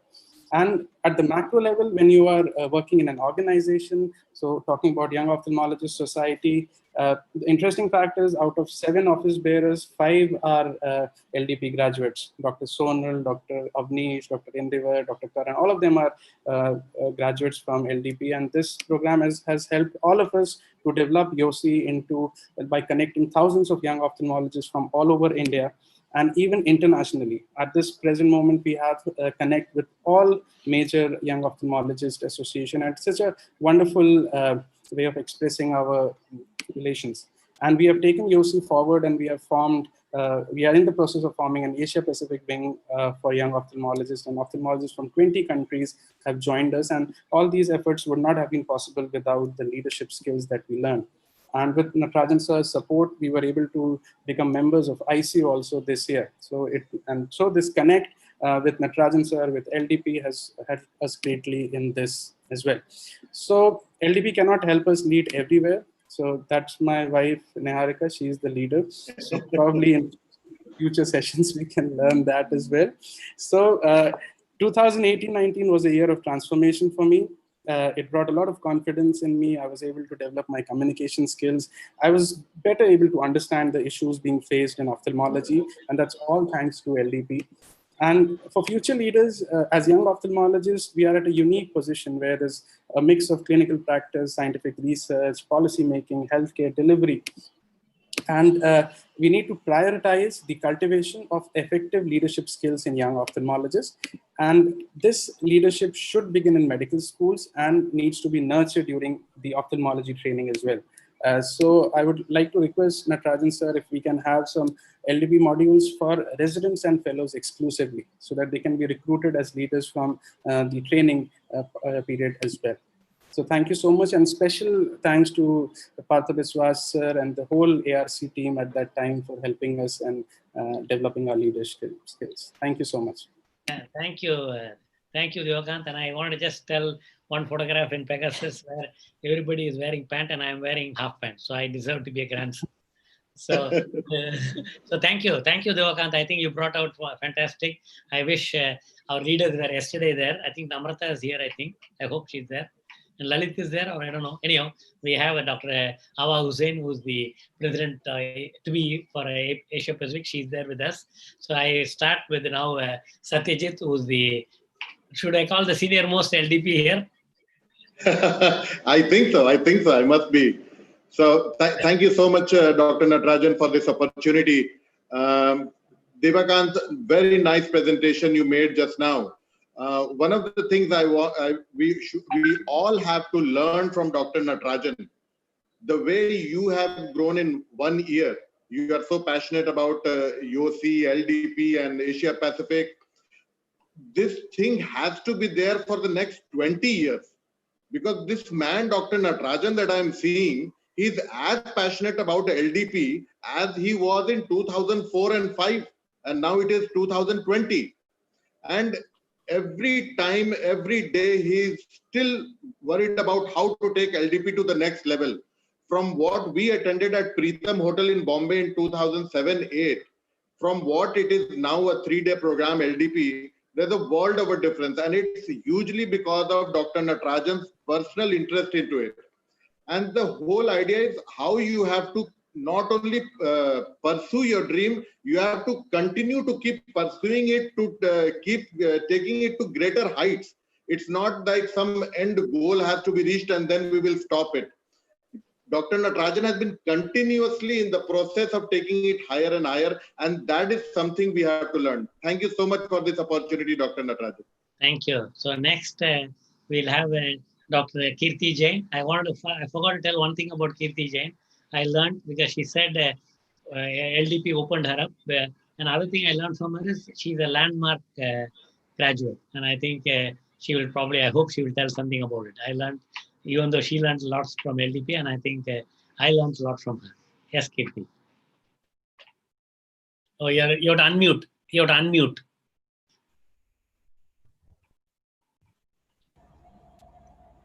A very good afternoon, each and everyone. Like, it is really indeed an honor for me to be on this platform. Like, this is my first platform like this. And special thanks to Natarajan sir for like remembering me for this LDP reunion. I'm from the immediate past LDP batch, like 2019 to 2020. If in one line I say what I got out of my participation in LDP is like I got the purpose of my life. I am into private practice since last 16 years, and it is a solo private practice, and I am doing everything, like I am operating also and doing everything on my own, but everything, it was like something is missing in my life. There is no vision, there is no purpose, and this is not what I like studied higher education for. So during my LDP tenure, what I realized was like I am more interested in educating people. I am more interested in screening. Like I want to work towards eliminating the avoidable blindness. I am interested in overall well-being of an individual, both at the mental and the physical level, and I am interested in environment conservation. Like uh, if a tap is open, like it hurts me. So if water gets waste, then it hurts me. Like I'm like this. The outcome of my participating in LDP is formation of an NGO by the name Arunya, and Arunya means first ray of rising sun. Like I'm for the past 1.5 years, I am very much into yoga, meditation, and pranayam. So sun always fascinates me. Like it is a whole soul energy for me.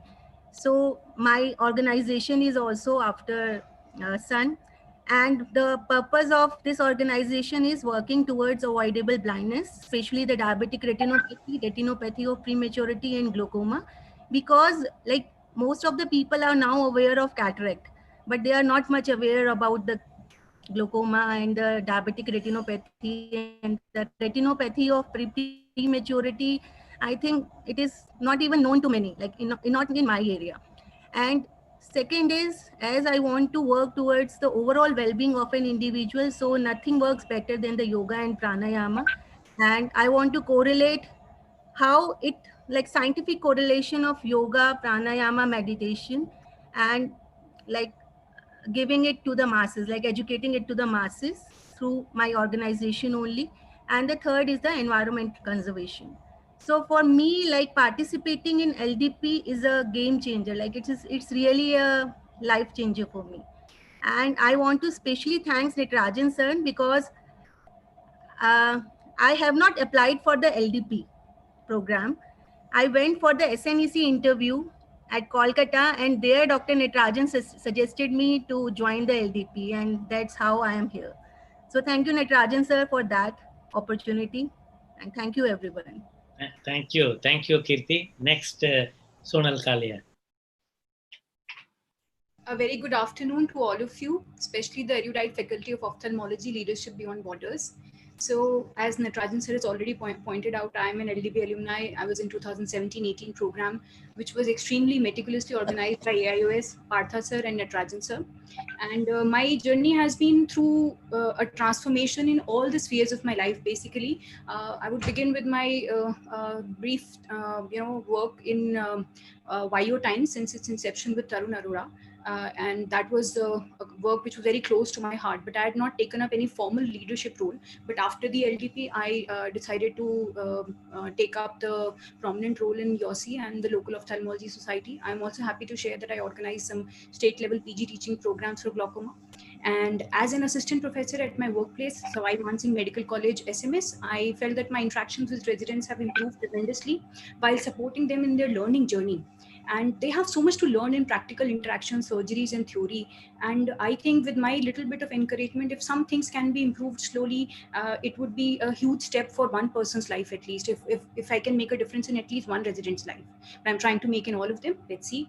And while overseeing the undergraduate teaching of ophthalmology from SMSI department side, so I'm trying to make some consistent efforts for improving ophthalmology teaching of MBBS students.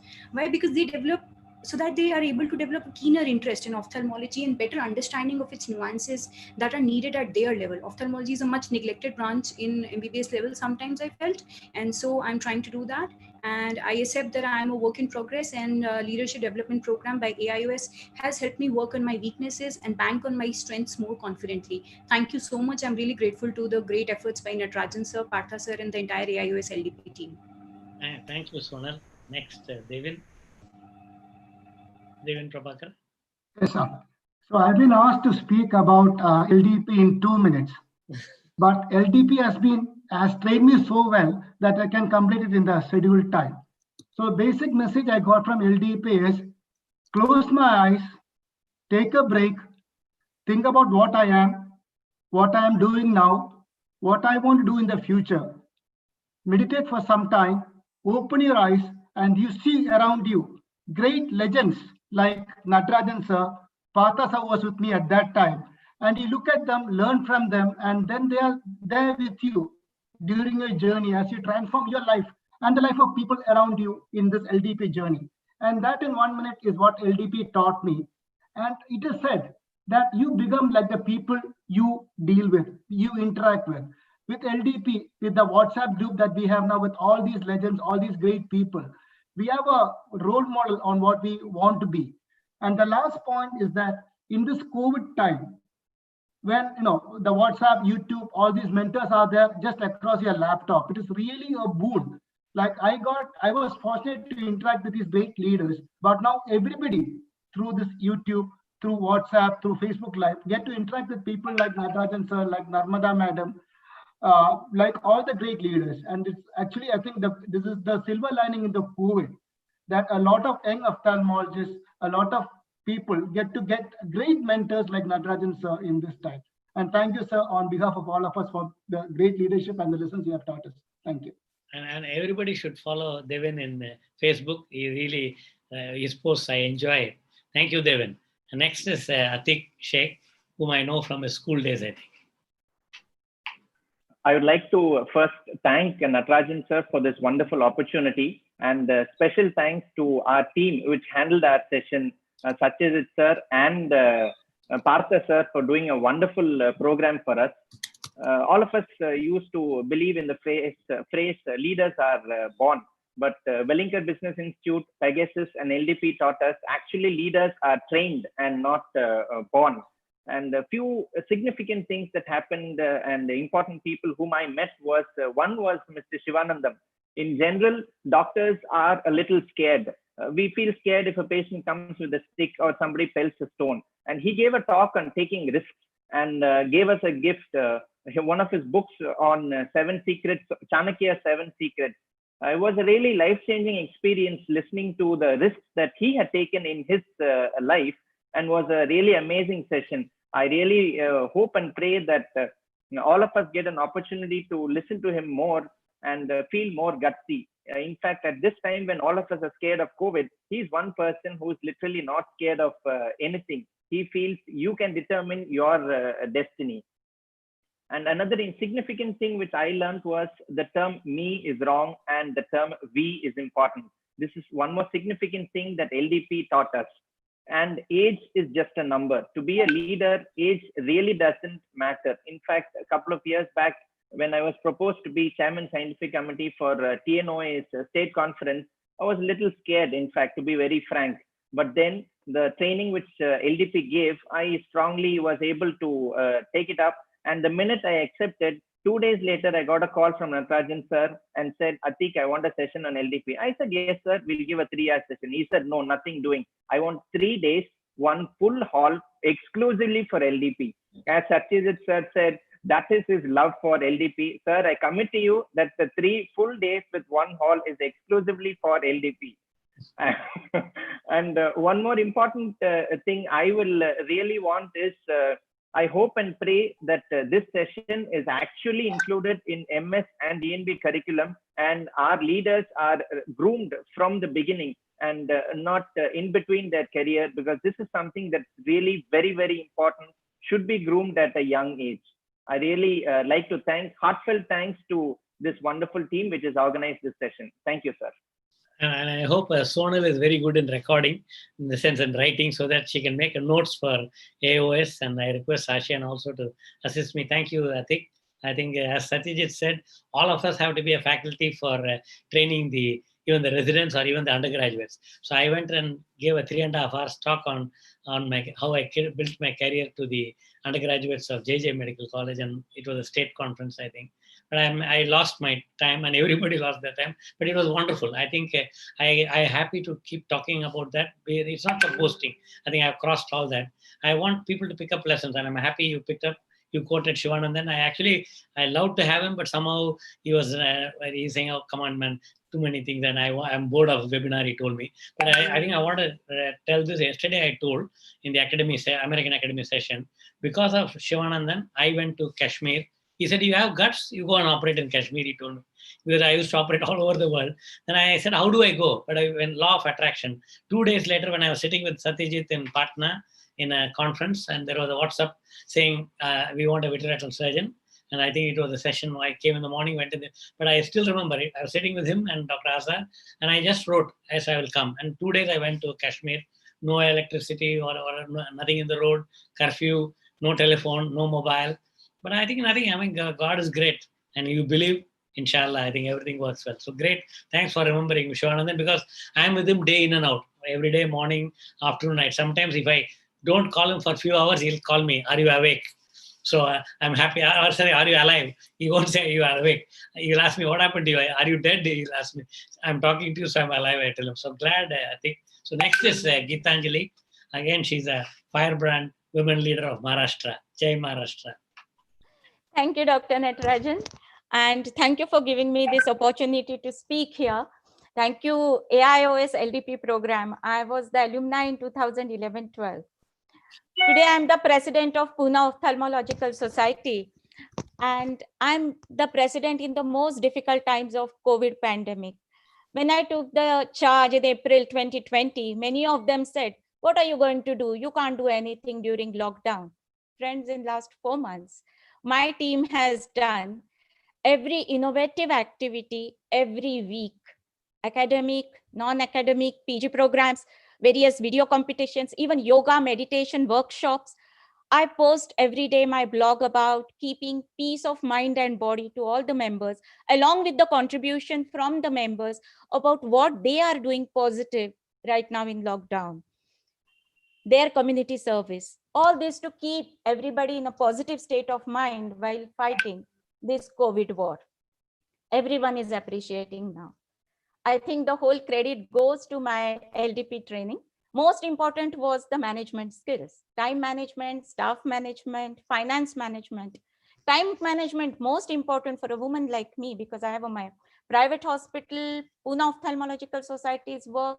I was doing translation of AIOS consents. Then my home front without any helping hand, because there are no maids, and my personal health. So everything, this time management was very important. Same is true with staff management. You all know during lockdown, it was very difficult for our hospital staff to motivate them and encourage them to work in this COVID times. They did it. They are doing it for me. And then my POS team. I tried to tap skills of every teammate, and I give them the responsibility. And today I am seeing more and more leaders are developing from my team. This is very good thing to see. That's what really LDP taught me. Most important was the emotional strength and weaknesses of oneself, of myself. Today I've learned my own strong points and weak points, so I can take up any challenges. Somebody said about Pegasus. I attended Pegasus after I completed my LDP. That gave me another strength to accept any challenge in life. Most important, LDP taught me, success is not reaching the goal. Success is the journey, the happiness that you get. You be happy, then the happiness spreads. My name is Geetanjali. I follow Bhagavad Gita. Bhagavad Gita says, Karmanyavadhikaraste ma phaleshu kadachana. We have to do our dedicated duty, devotion. Automatically the results will come. So that's what LDP taught me, to look at even Bhagavad Gita with different aspect with management of life. Thank you, LDP. Thank you, Dr. Natarajan, sir. And I pray God today, let everyone remain safe. We all remain together in this COVID war. I'm also coordinator for the COVID task force in Pune, in my area. So let's all pray God so that we can win this battle. Thank you very much, Dr. Natarajan, sir, for including me. I think always you are inspiring. I keep learning a lot. So next is the young Naina. And her name itself is ophthalmology. Naina? Yes, sir. I'm there. Thank you so much, Natarajan, sir. Because of the opportunity I'm here as a member of a panel. I would like to say that what I learned was leaders are great. They become great, not because of their power, because of their ability to empower others. The LDP course really refined me and it helped me improve my soft skills. There are multiple things, but I would like to enumerate major 5 things. To start with, first is communication. It really taught me to communicate my vision in a very concise and precise manner. Second thing, I became a listener. I became an avid listener and therefore I improved my patience. I became an empath. Third thing was I learned to delegate work. This improved my efficiency and also the efficacy of my team members. Fourthly, as Gitanjali said, time management. See, time management made me more patient, more organized. I pre-planned things and thereby, by managing time, I became more relaxed, less stressed. So it does help me in stress management. And finally, I would say the most important thing was networking. Networking with people, society. This gave me lots of courage. I contested elections. Now I'm secretary of Staff Research Society. I'm a part of scientific committee. I'm a part of as a zonal member. So I have moved ahead. It has polished me. It has given me lots of courage and confidence to reach a place where I am today. This really helped me after I got promoted. I wish this LDP becomes a part of curriculum of postgraduate programs and fellows. Thank you, sir. Thank you, ARC. Thank you all. Wish you a safe year ahead. Thank you, Naina. And Naina is actually working in it's a COVID hospital, so she's doing a great job. So the next is Dr. Trapti. Good afternoon, everyone.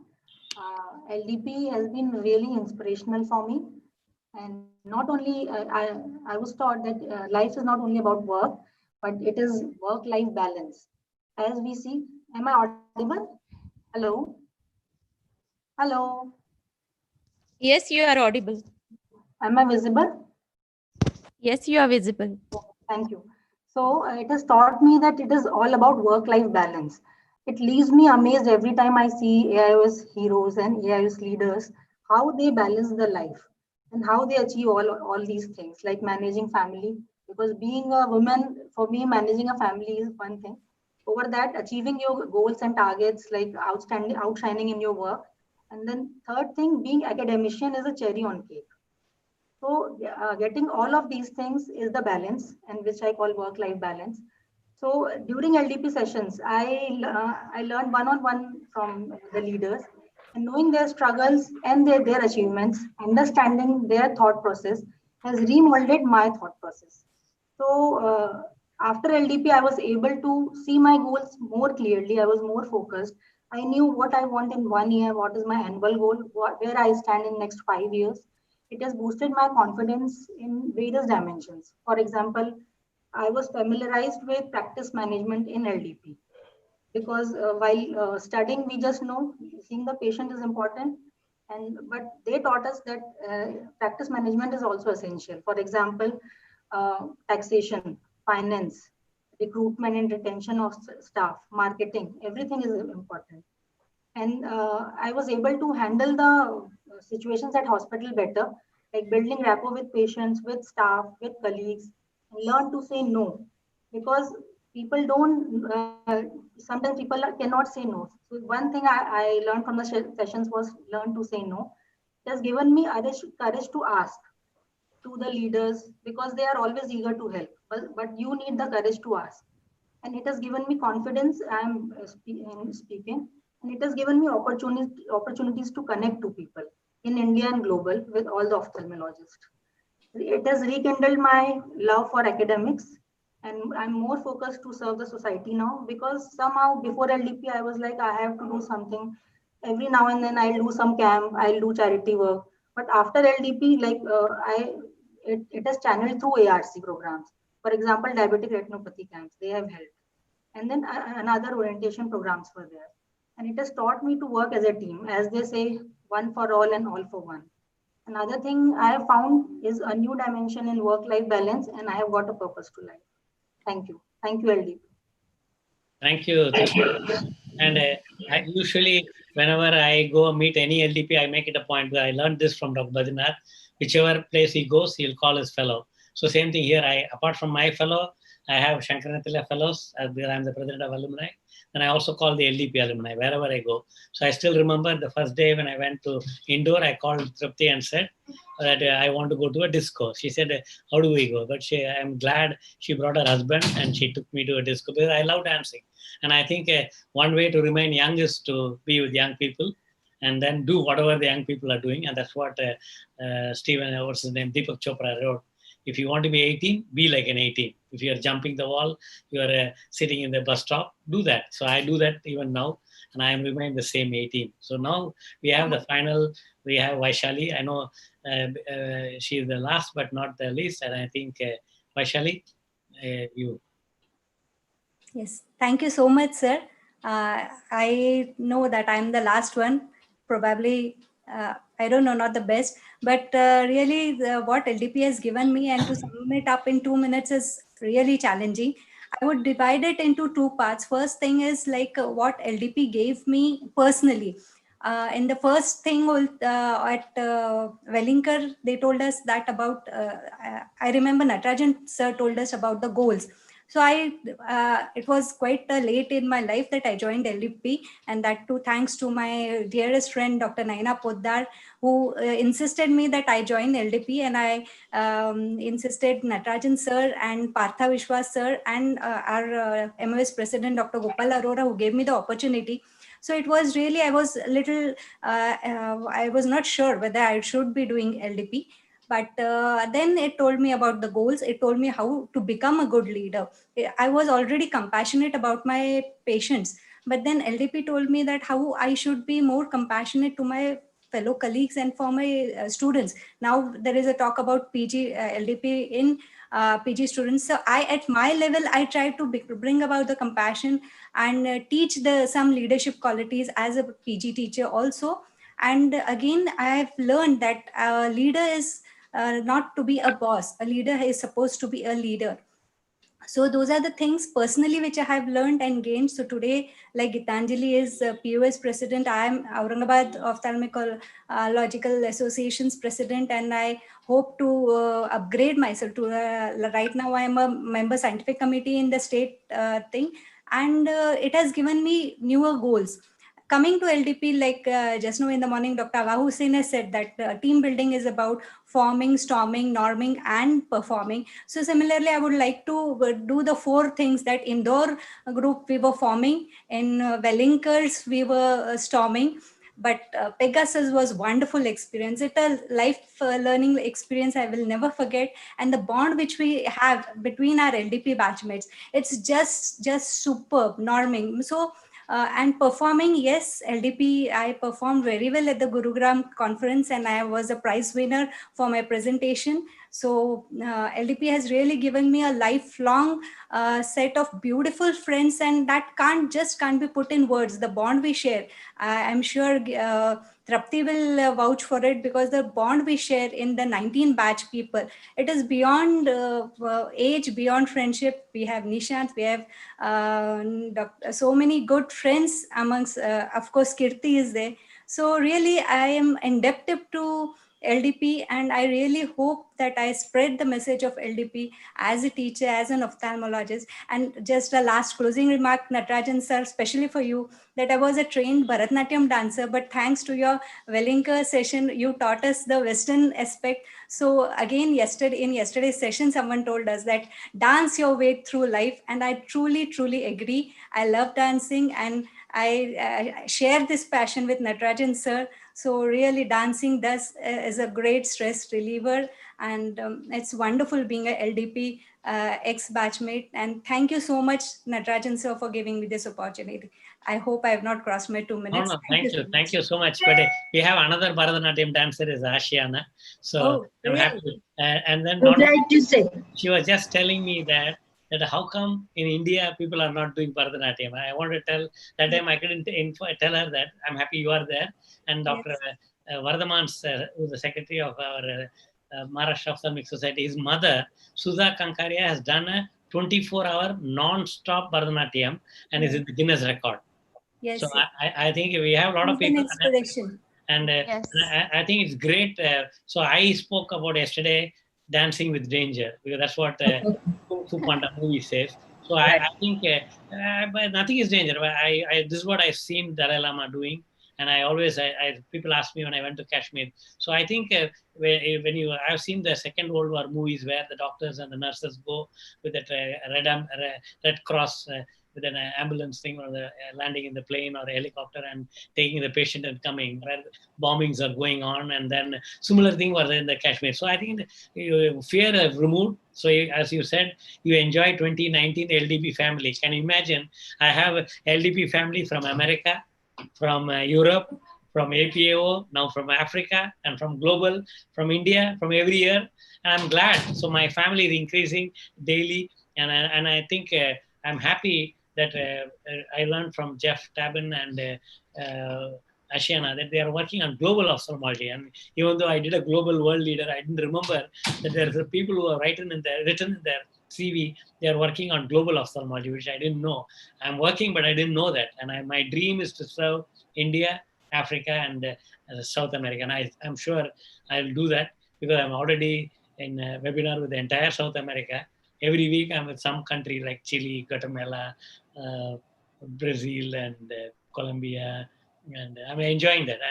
And I think they speak in Spanish and I speak in English, and Brazil in Portuguese. And I learned thank you in every language. So great to be here. And I would like to. Yeah, you are going to be the, madam, you are going to be the final.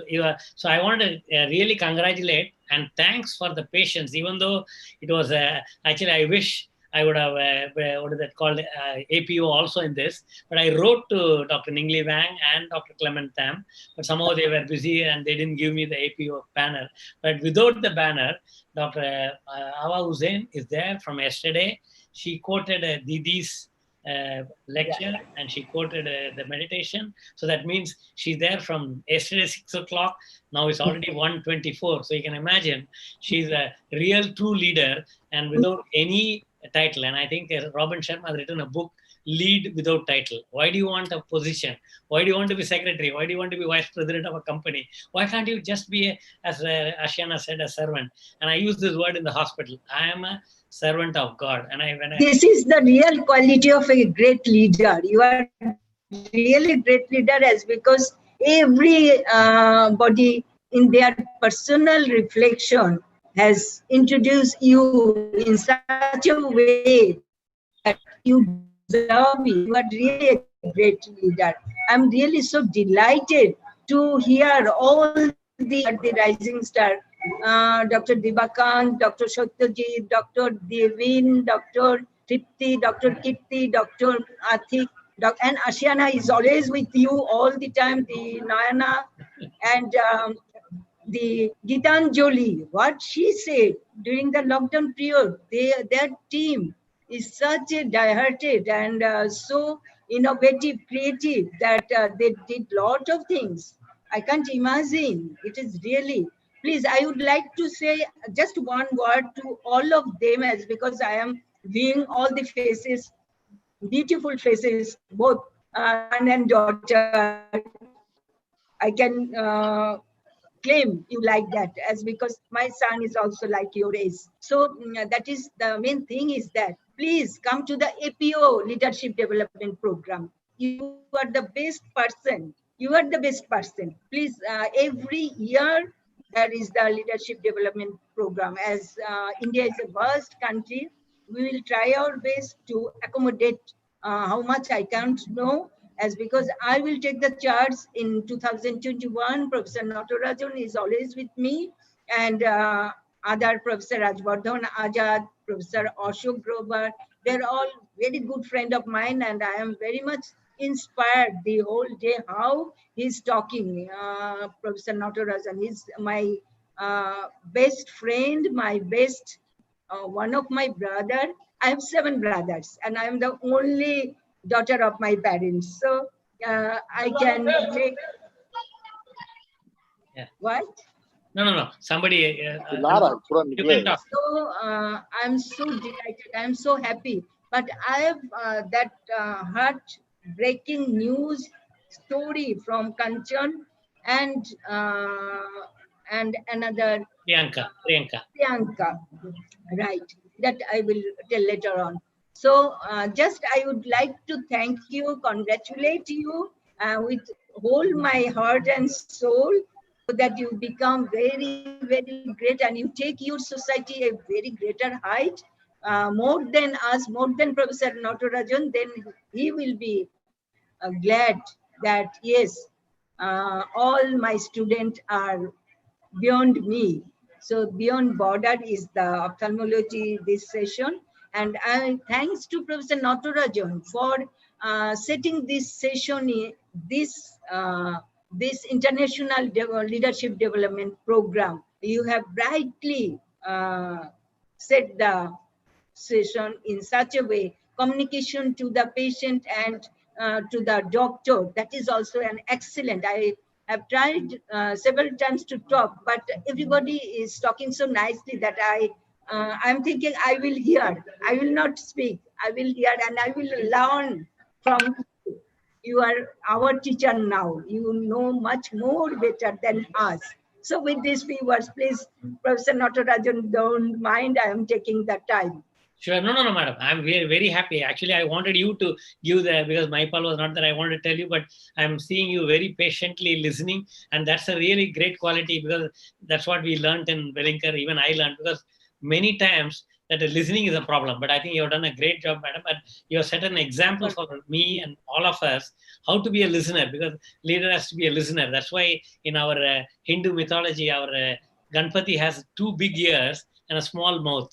Want to eat little, speak little, and listen double. So I think that's what you conveyed today. And I think that I'm happy, madam, because you are an APO leader.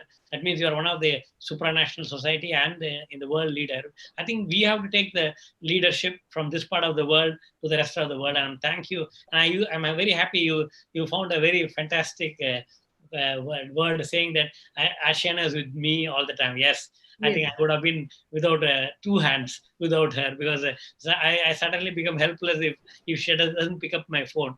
2 days back, she said, I don't know what is the reason. I didn't ask her. I was not inquisitive, but she said, I can't talk to you because I'm busy with whatever webinar she said. But she didn't. I was wondering how come she doesn't even have time to talk to me 2 minutes. But I was patient, because I'm learning patience in this COVID.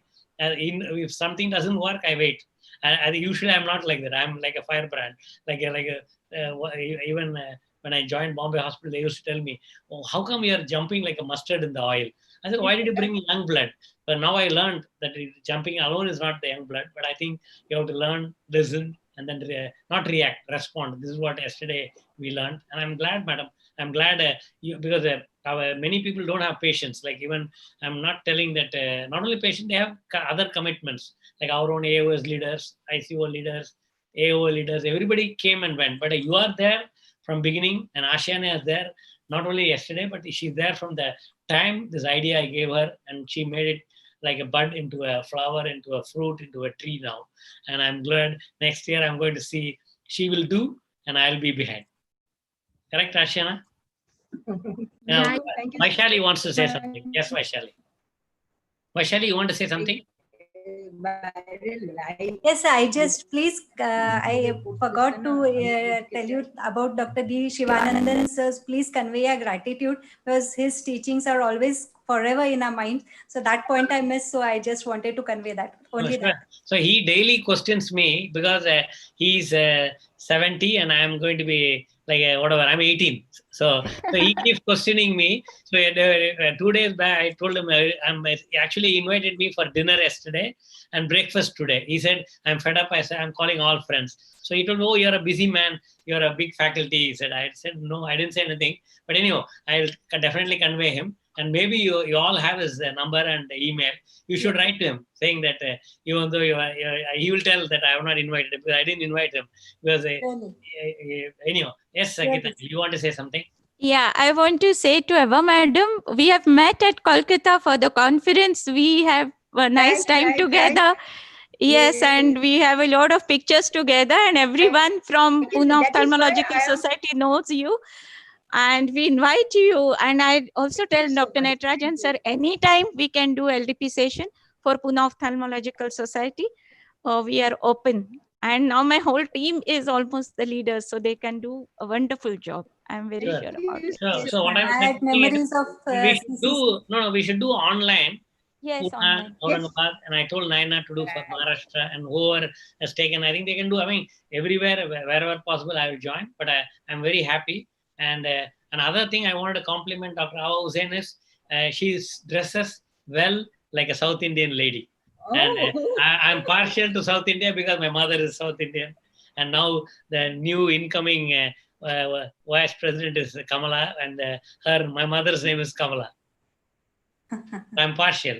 So I'm glad. So I want the final word from Ashiana to close the session. And you can see here, we are, I think, 8 or 9 women with only 3 men here. So Ashiana, you have to tell the final things and close it. And I don't know whether you didn't undergo a leadership program, but I think you are a leader already because of your association with Dadaji. I am just a student on this earth. I'm just learning, and all of you have taught me so much. Ashana, only 1 second. Lakshmi has privately typed, you are 18, I am 16. So I want her to come on the screen, and I want everybody to clap for her because she did all the hard work. Lakshmi, Namrata has come back. Namrata? Lakshmi, can you come on the screen? So Dr. Awa Hussain has to see you. You are 16. So I hope you are in the frock. Hello, good afternoon, everyone. Hello, everyone. Oh, so now I think again, Divakant and Devin and Atik, we are again, they are all overpowering us. Namrata, everybody was appreciating you and behind you. So now in front of you, I think we will appreciate you. Anyway, Ashana is giving her comments, and after that, we'll have your comments as the Dr. Actually, Namrata, I just told you are, as an AOS leader, you are busy with the other webinars. So Dr. Awa Hussain is amazingly, right from 6 o'clock yesterday, or rather 5:30, till now she's there. And she has listened to everybody's talk. She has commented, and she gave a wonderful summary of all the sessions from yesterday to today now. And I think all the LDP were appreciating the AOS. And thanks to you, you are the torchbearer of AOS now. So Ashiana is giving her words, and then finally we close with your word. And I just told my mother's name is Kamala, and there's going to be a Kamala in the White House shortly. And we complimented Dr. Awa Hussain for always wearing sari elegantly. I think most well-dressed in sari is our APO president to be. Yes, Ashiana. So I think everybody has said it all. The greatness that is Dr. Natarajan can only be downfalled with words. You know, Didi Krishna Kumari in the keynote address taught us that a good leader is one that in bad times takes the blame, and in good times when things go well, gives the credit to others. Who better to embody that than Dr. Natarajan, who has put together this fantastic 8-hour across 6 different continents, bringing together the world's leaders to teach us. And so a big thanks to Dr. Natarajan, to the ICO team, to the AIOS team, for really, really teaching us what it means to be a leader. We are all working on ourselves. And so when we have these great people before us to teach us and to be role models for us, we can't be more grateful for that blessing.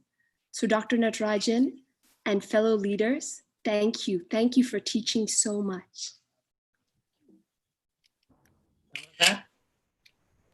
Namrata, you are the final person to, and I want to thank especially Namrata. I wrote publicly in the group also, and without Namrata's support, I couldn't have moved. And I think I'm glad it became an international event of ICO. Thanks to Professor Neeru Gupta, the president, interim president of ICO, EO co-chair of the CEO of ICO, the officers of ICO, and the board of ICO, where I'm a part of the trustee. And I'm glad I got a lot of mails thanking, saying that as a board member, you've done a lot. And I'm happy as a AOS governing council, as a past president, I'm happy that Namrata has given me work. So I don't feel like I'm retired. I'm feeling I'm happy to be active, and whatever work Namrata gives. And I remember whenever the past presidency, when they tell me, if you have any work, give me, I used to wonder why they talk like that. So I have the same feeling today. So as a past president, I'm glad Namrata has given me a lot of work. Thank you, Namrata. Now you are the final speaker. Thank you, Dr. Natarajan, for making this happen. Only you could do it with your, connections, your network, your friendship with the International Council of Ophthalmology, American Academy of Ophthalmology. And for us, it was an opportunity, if I can say so. I mean, we just took it as an opportunity because on a virtual platform, getting so many people together from so many countries, making a program, getting all of them, on various time zones, it's not easy. And I know personally that you've really worked hard for almost a month for this. So this had to happen, and I'm glad it has happened. And I'm happy that so many young ophthalmologists are on board. And I think LDP program is doing great. I mean, it's going great guns. I remember my time when we were probably their age, but with due regards to our seniors, we never got so much of exposure or so much of credit or so much of training. We didn't even know what to do. So for me, yesterday and today has also been a great learning experience. We've learned from all the people who came and who gave their lectures about things which are not related to ophthalmology. So that's one big thing, at least for me, because I hardly venture into non-ophthalmic fields and non-ophthalmic areas. So I'm glad that everybody is here, and thank you, Dr. Natarajan. And particularly, we would like to thank Dr. Abha Hussain, who is actually an inspiration for all of us as females, because we are more than you here now today. And she's a role model for all of us, and always very encouraging, right from almost, I know her now for almost 10-15 years. And I know that she's been very encouraging right from the very beginning. And that really inspires you to do things. So thank you, Dr. Natarajan. Continue to do your good work. And there are so many other things which we are looking forward to that you will do. And you've always been very, very appreciative of and very encouraging to the young ophthalmologists. I mean, that is something which all of us here would agree. And thank you for being with them. And thank you, all of you, for being here. Thank you. And Dr. Abha Hussain, madam, we hope we will do the 2024 APO in India. Oh, sure. I always give my vote in favor of India. Last time also, but all on a sudden China has taken that is other policy. So we are always Bangladesh in favor of India, always. And I can still remember the Hyderabad, that is 2013. Yes. The great and Indian Honorable President Pranab Mukherjee was there. So it was so nice ceremonial inaugural session that I didn't see any time in APO that highest of the country is in the inaugural session as the chief guest. So I have done so many for the last 25 years. I am with APO, but I didn't see this.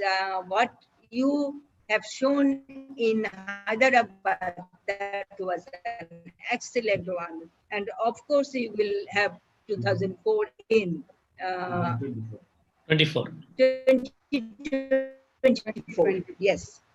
And madam, right. next year also we'll get the president of Malaysia for you. So next year, Malaysia, I am taking the charge. So I know. So I'm Professor Namrata, we'll try to get the president of Malaysia. Madam, we'll get the president and prime minister of Malaysia. There is a lot of strong Tamil hold in Russia. And my first, I don't know what will happen, how they will make us in 2022 in Melbourne. That was my first Congress in Melbourne, along with WOC. And that is very exciting for me, as because I am the president of APO at that time. So along with WOC, so that will be a great Congress. So I will request all of you, if not possible in 2021, but you should join in 2022. At that time, I think we will be in a favorable situation. Vaccine will come and we all are rather safe. I always pray to God for all the people of whole world every day. I don't know when we will be free from this situation, this difficult situation. Keeping in the house, doing everything in a virtual way is not the way, is not the solution. As because our student, I am always thinking our patient, our student, and our people, as because they could not, actual training is not going on. That day, Professor Namrata has shown us, we from Bangladesh, Sri Lanka, Nepal, everybody, they have done their best, but it is not the complete way, as because of COVID difficult situation. So let's try to have all this, may we overcome all this situation in near future as early as possible. Yeah, Madam. So thank you so much, Professor Natarajan, for inviting me to be with you with 2 days. And I have told in my apologies first to all of you. All on a sudden, my internet just out of way, and I have tried, and ultimately I get in, but within that schedule, Ashiana, I'm just hearing the Ashiana's brief profile. So I'm fine, I am very happy, but except some slide, I missed that thing. Otherwise, I can complete my team building. I don't know whether you can hear it properly or not. Yeah, no, we heard it very well, Madam. So okay. Even Dr. Patti quoted. So after that, I have missed some portion, I think, but otherwise, I am all along with you. And this is an excellent, this is a so nice session that is from yesterday and up to today till it is in my country it is about 2 p.m. So I think that this is the tallest and biggest and webinar 2 days continuously. And I can give example to everywhere that Professor Natarajan, Professor Namrata, ICO, along with AIOS and this rising sun, all are the rising sun, as because everybody are so young. They are not just like daughter, but more than that. So I'm telling about daughter as because I am very fond of girl. Don't please don't mind. The male are also very much affectionate to me, as because I am fighting in my country for a long time to take all the girls in my place that do ophthalmology. Ophthalmology is the best subject for the girls, for the women, and you can maintain your one who has told Trapati or somebody else that it is a work-life balance. That is absolutely correct. We have to do so many work, which you are not doing. You are doing the largest thing, but a woman is doing home, all home. This is nowadays you can realize that keeping in home how much we are doing for the home and what we are doing for the workplace.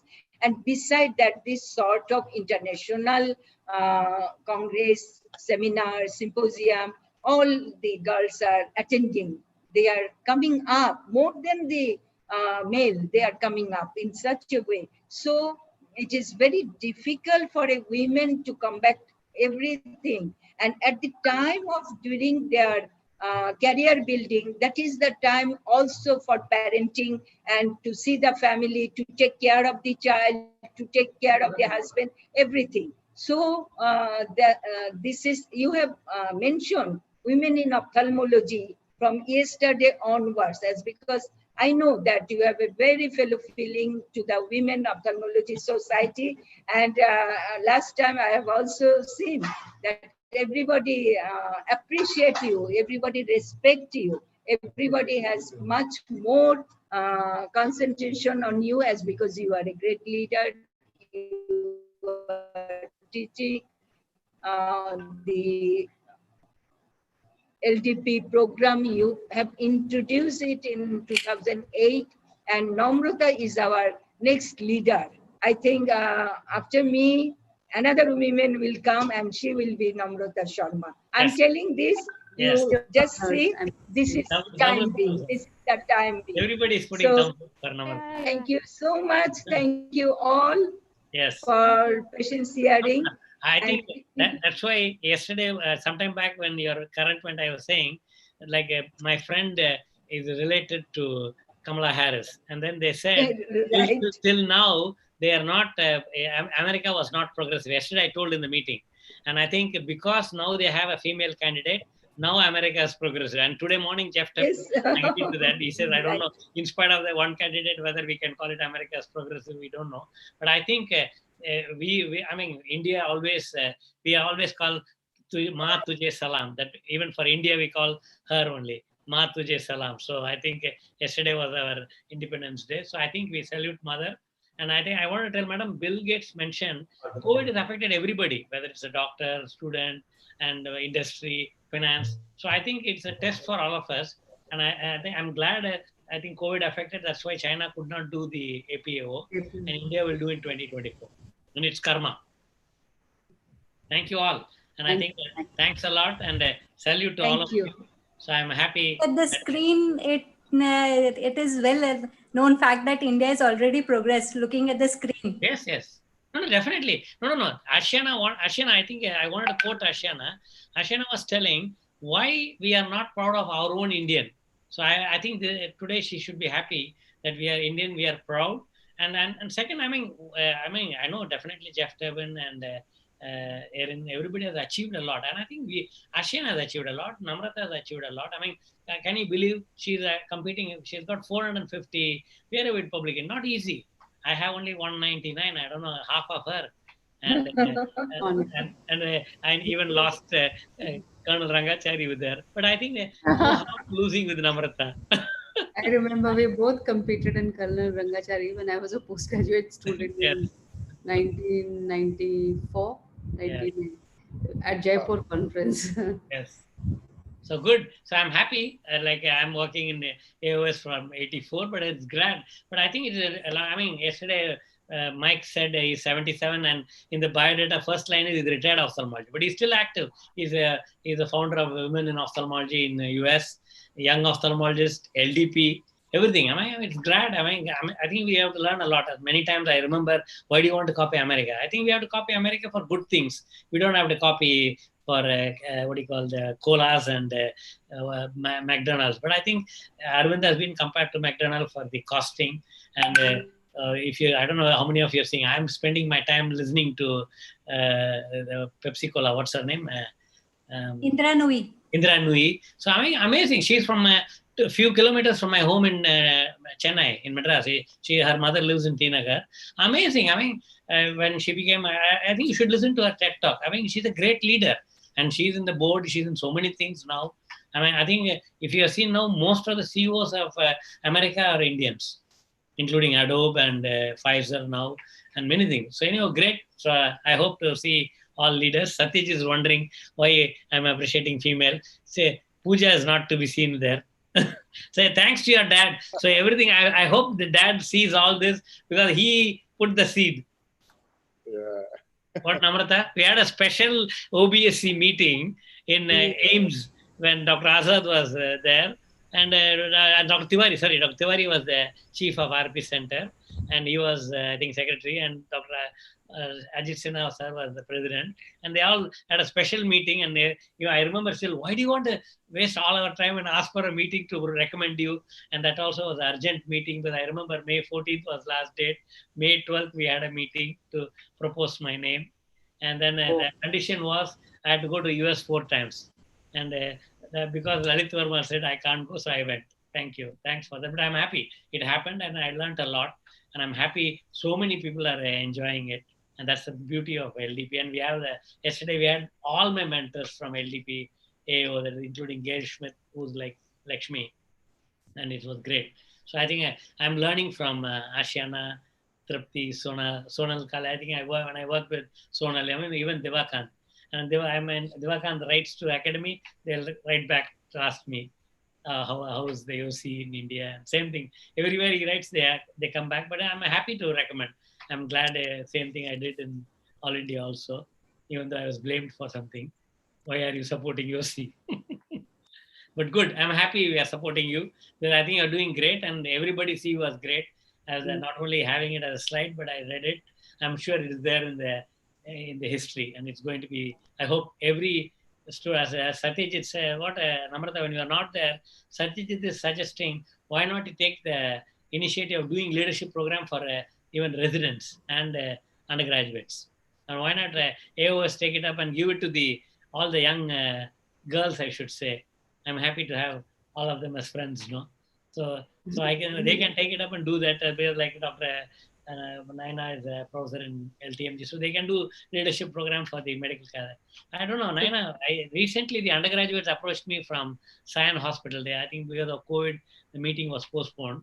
So I gave a motivational talk to JJ and to Sion. I'm happy they came to me. They interviewed me on AI in ophthalmology. Great. Thank you. Thank you, everyone. Thank you all. And I'm surprised nobody wants to go from yesterday to now. That's really. Thanks to Dr. Ashiana. Once again, thank you. Thank you. Thank you. Thank you all. Thank you. Kanchan is still there, Ashiana. Raman, Thank you. salute Thank to you you, all. Raman, Rahul, and entered Nikhil Masurkar, Kishore Masurkar, and Lakshmi definitely. Lakshmi has written, I have to go, so she is gone. But anyhow, it's recorded. Thank you all. And Namrata, do you know Kirti? Namrata? Yeah. You know Kirti Jain? Yeah, I know Kirti very well. Okay, very good. But I mean, I know all of them very well. No, she's recommending you and me to do a course in landmark. Okay. So you have to find out what is landmark. Okay. All Good. right. Thank you all. Really great. Thank you, Atik. Thank you, David. Thank you, Ashiana. Thank you. Thank you, sir. Maybe Ashiana can wait for a minute. No?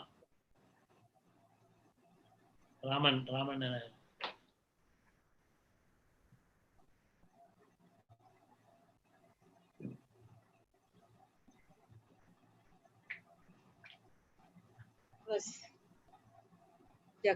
Last of all, অনেক কথা বলে ফেলেছি। হ্যাঁ, এর আগে ওই যে ও Ashiana left, eh? সন্ধ্যা 6টার থেকে Okay. আছে। Thank you. So thank you all. Thank you, Anjali. Thank you, Dr. Natrajan. Yeah, thank you, madam. Thanks a lot. Really great. We'll do something with ophthalmic. Yes, sure. Yes.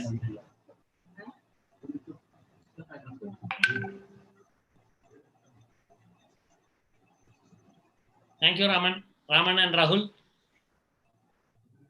Yeah, thank you, sir. Rahul ji, Thank you. Thank you so much, how was it? Rahul? Yes, sir. Yeah, it is good, sir. I think he is closing the